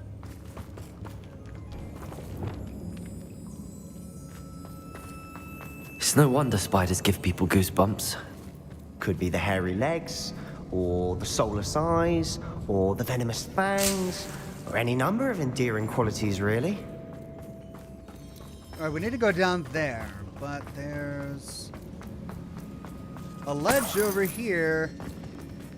We don't want to fall.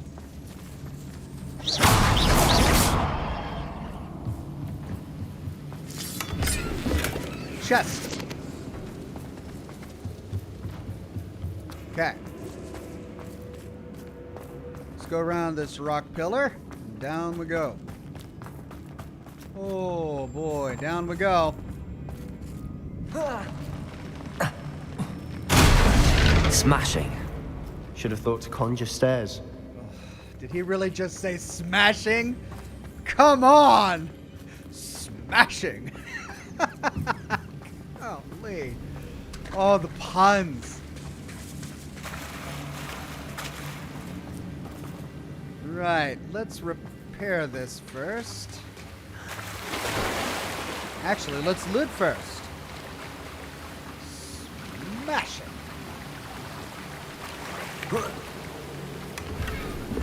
Vonrek says, when will they learn? Loot first, important quest after. I know. That's the way you do it. That bridge has seen better days. You don't have to point it out. Just give me a second. Figure it out. All right. Reparo!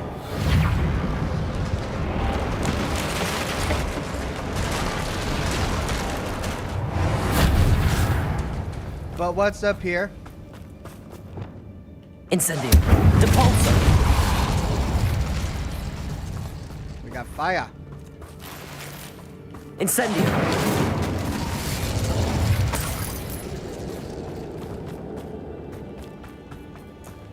All right, now up.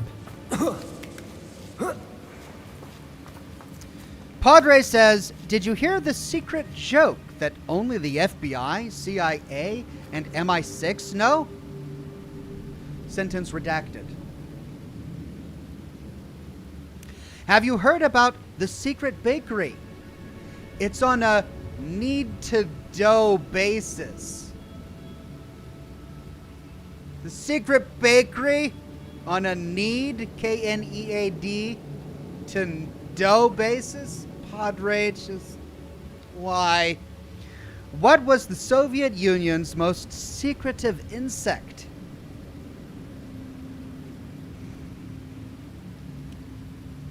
The KGB.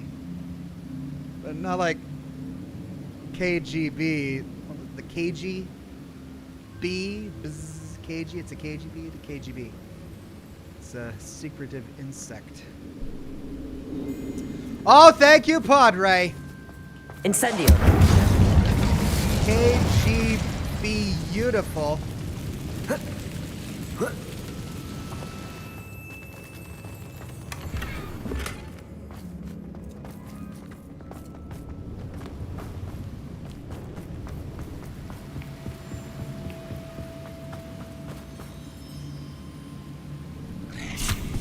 Ah! Defender! Leviosa!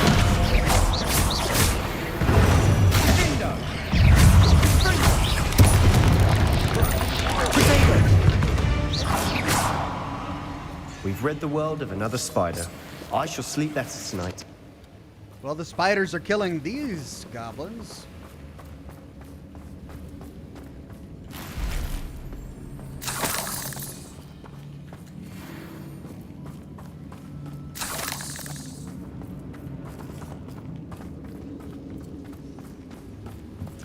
Ryan2 Gamer says, what kind of dog only sees red?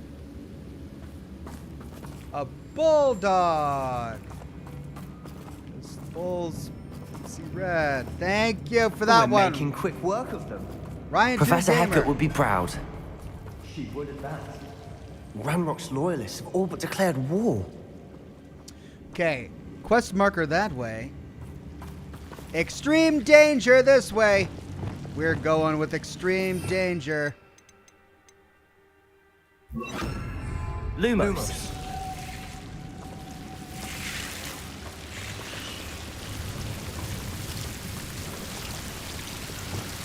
Incendio. Lumos.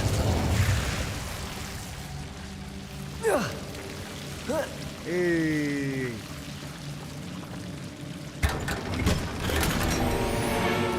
Unidentified neck item. Lumos.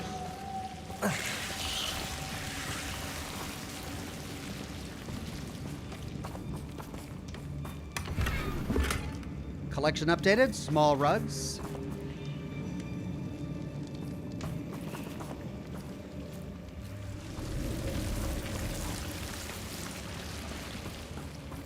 All right.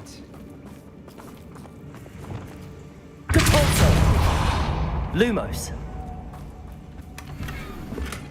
Lumos. Turban.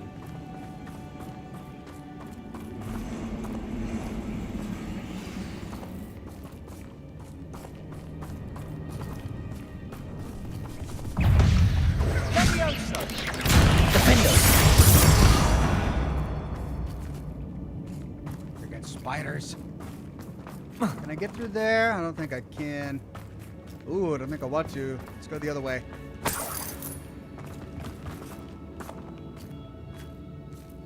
We've still not seen a single rune symbol. I think we're going to be a bit distracted from runes for a moment. An unwelcome distraction at that. I thought you said We have you were another having fight fun. on our hands. Why am I not surprised? I mean, we can try to stealth our way through this. I mean, it looks like a nice big battlefield. Quietly now. Oh, no. Imperio. An intruder! I will make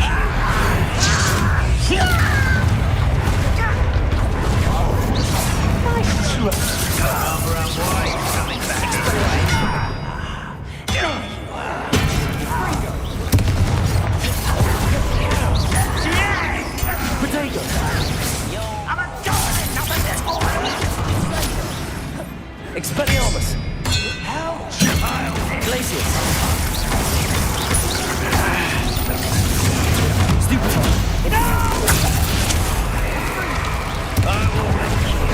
Flipendo! Expelliarmus! We're not finished yet. It's almost as if they were waiting. Glacius!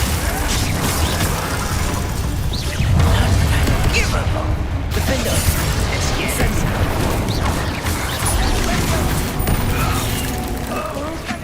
Cabalso! Incendio! Potato! Stupefy!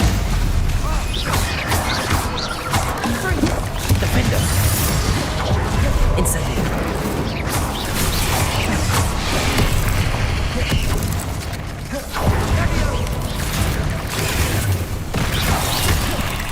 Incendio!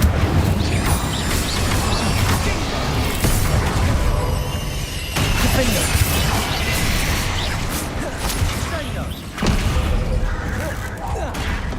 Levioso! Incendio!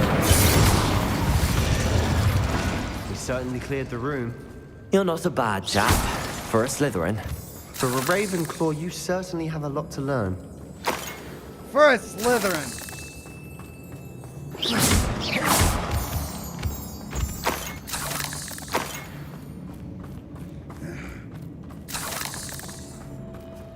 Incendio! Alright, so there's our block. That's how we're gonna get out of here. Up there. We can have a look around in peace.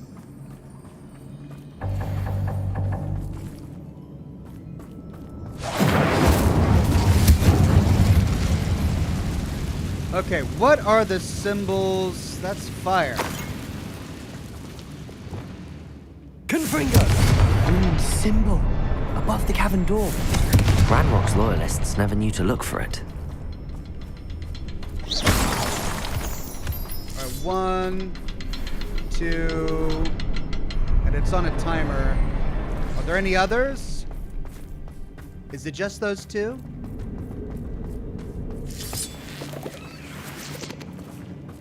But that's the door that opens. Well, then why do we need to get up there? Let's figure that out. Wingardium Leviosa! I wouldn't be surprised to find a couple more rune symbols.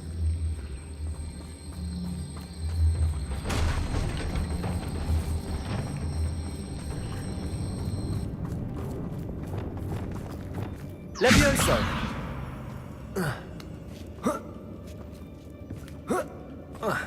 Or is this just a secret? No, there it is. Incendio! There's another rune. Defendo!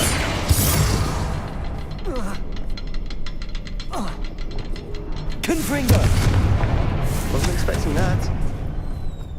Bingo. And down we go.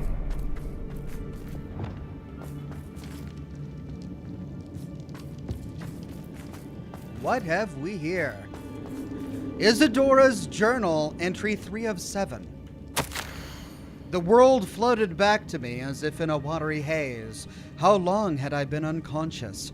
I only remember his eyes, empty. Empty of sorrow, yes, but also... I recall feeling a sense of euphoria as I watched the pain vanish, but then everything started to turn.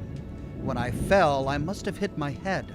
I neither feel nor see a mark, but the pain is throbbing. I can only hope it is not the Black Death. At least he is no longer in pain. What do you have there? A journal entry by Isadora. Hopefully it will help us unravel more of this mystery. Well, that was 3 of 7. Revelio.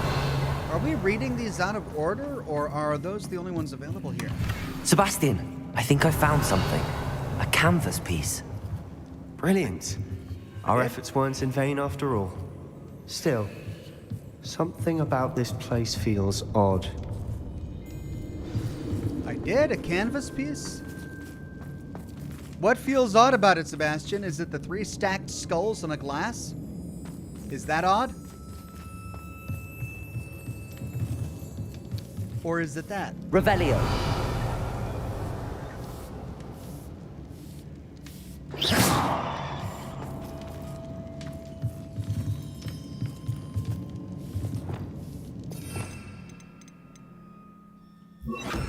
Lumos. Okay, usually there are traces of ancient magic that I can step on to move those, right? Guess I gotta talk to him. Yeah, check in on Sebastian, right? We can't trigger it until I talk with Sebastian. If the triptych led us here to find this bit of canvas, we can probably assume that Isadora Morganach was here. She seems to have been everywhere. But if she was using the Undercroft, and the cellar beneath her manor in Feldcroft, why would she create this space? And why hide it behind cryptic rune symbols? And ancient magic that no one but you could see? Isadora and Percival Rackham, another of the Keepers, could see traces of ancient magic too. Rackham? I haven't heard his name before. Here's some of the memories I've seen. I don't think he and Isadora saw eye to eye on how this magic should be used. This is all rather baffling. Let's take the canvas back to the triptych. Perhaps the answers are there. This place is odd, to be sure, but I'm fascinated by it. Now, for the trek back out of here and to Hogwarts. Unless we can find another passageway to the Undercroft. Let's have a look around. Like that glass wall I just tried to get through?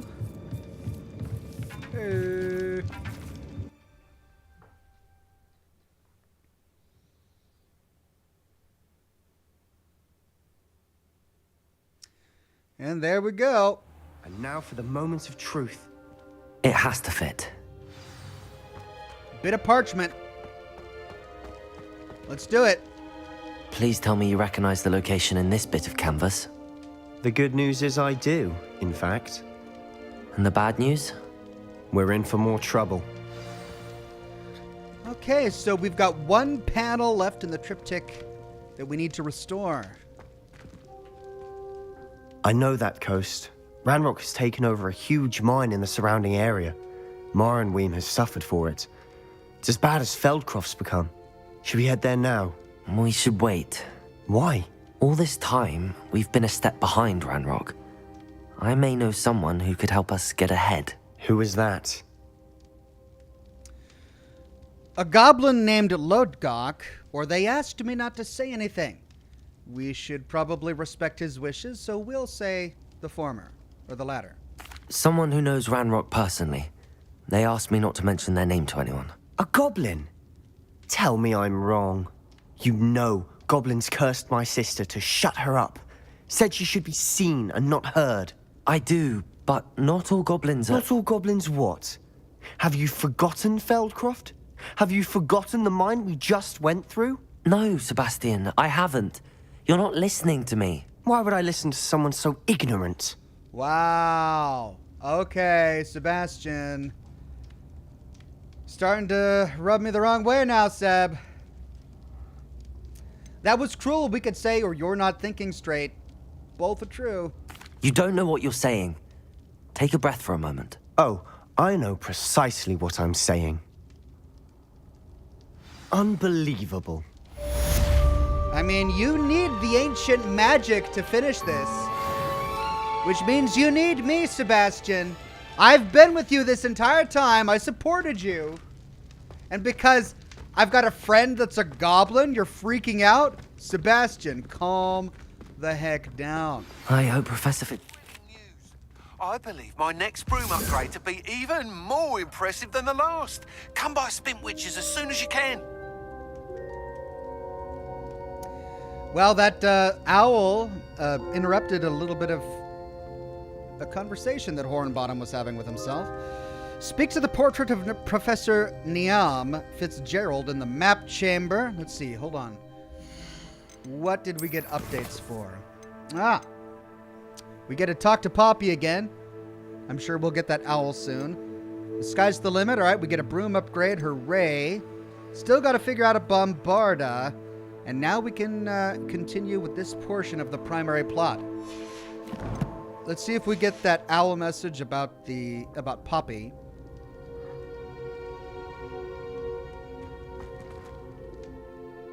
Or maybe it's already in our owl post. Yep. No, that's Adelaide. They're not in order. They're not in order of when we got them.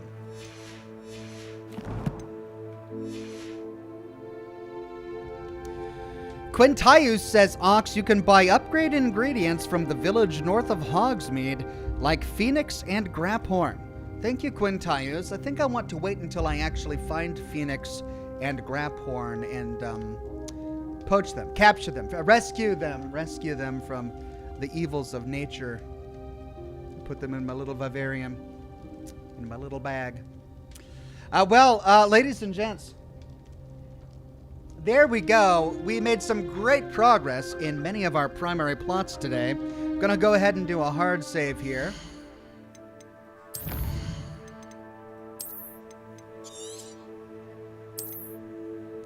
I'm starting to not like the direction that Sebastian is going. I'm beginning to regret encouraging him earlier. But at the time, I didn't really feel like I had any other choice, really. Our choices were pursue dark magic and see where that leads. Maybe we can find a cure, or don't, and no backup plan whatsoever.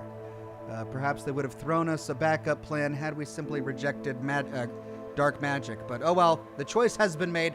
Thanks for joining me, everyone. We'll continue with more Hogwarts Legacy next week on Monday, same Ox time, same Ox channel. But for this week, we've got The Last of Us Part 1 to look forward to. It is available on the PC tomorrow. I'm either going to do a special live stream and start it on Tuesday, depending on how much work I get done on my lore video, or we will play it on Wednesday. Or maybe we'll do both. Who knows? But then for Thursday, we've got Scotch and Smoke Rings. We'll be continuing with Resident Evil 4, and then pick up with Dead Space after we complete Resident Evil 4. And then, of course, my lore video for the weekend. It's going to be fun. We're going back to Diamond City. Padre in the chat says, do you know the secret Karen? You all probably know a Karen. They argue with everyone about anything and everything. Her lesser-known sister, Sharon, is just as argumentative and angry. As everyone knows, Sharon is Karen. Sharon is Karen. Sharon is Karen. Thank you for sharing that dad joke with me, Padre. It shows you're Karen. Julian Z says goodbye. Here's double hoping you have time to stream The Last of Us tomorrow, even if just to play the opening cutscenes. I'll be here for it. Thank you. I'll have to take a look at my calendar and see what it looks like. But who knows, maybe. Have a wonderful day, everybody. Thanks again for coming. If you like the live stream and you're watching the video on demand, send me a super thanks. Your super thanks show me that you like seeing me broadcast here on YouTube. They help encourage me, and all of those proceeds go directly into the development of new live streams and new videos. Thanks again. Have a wonderful rest of your Monday, and I'll see you all again very soon with more lore videos and more live streams. Bye-bye now.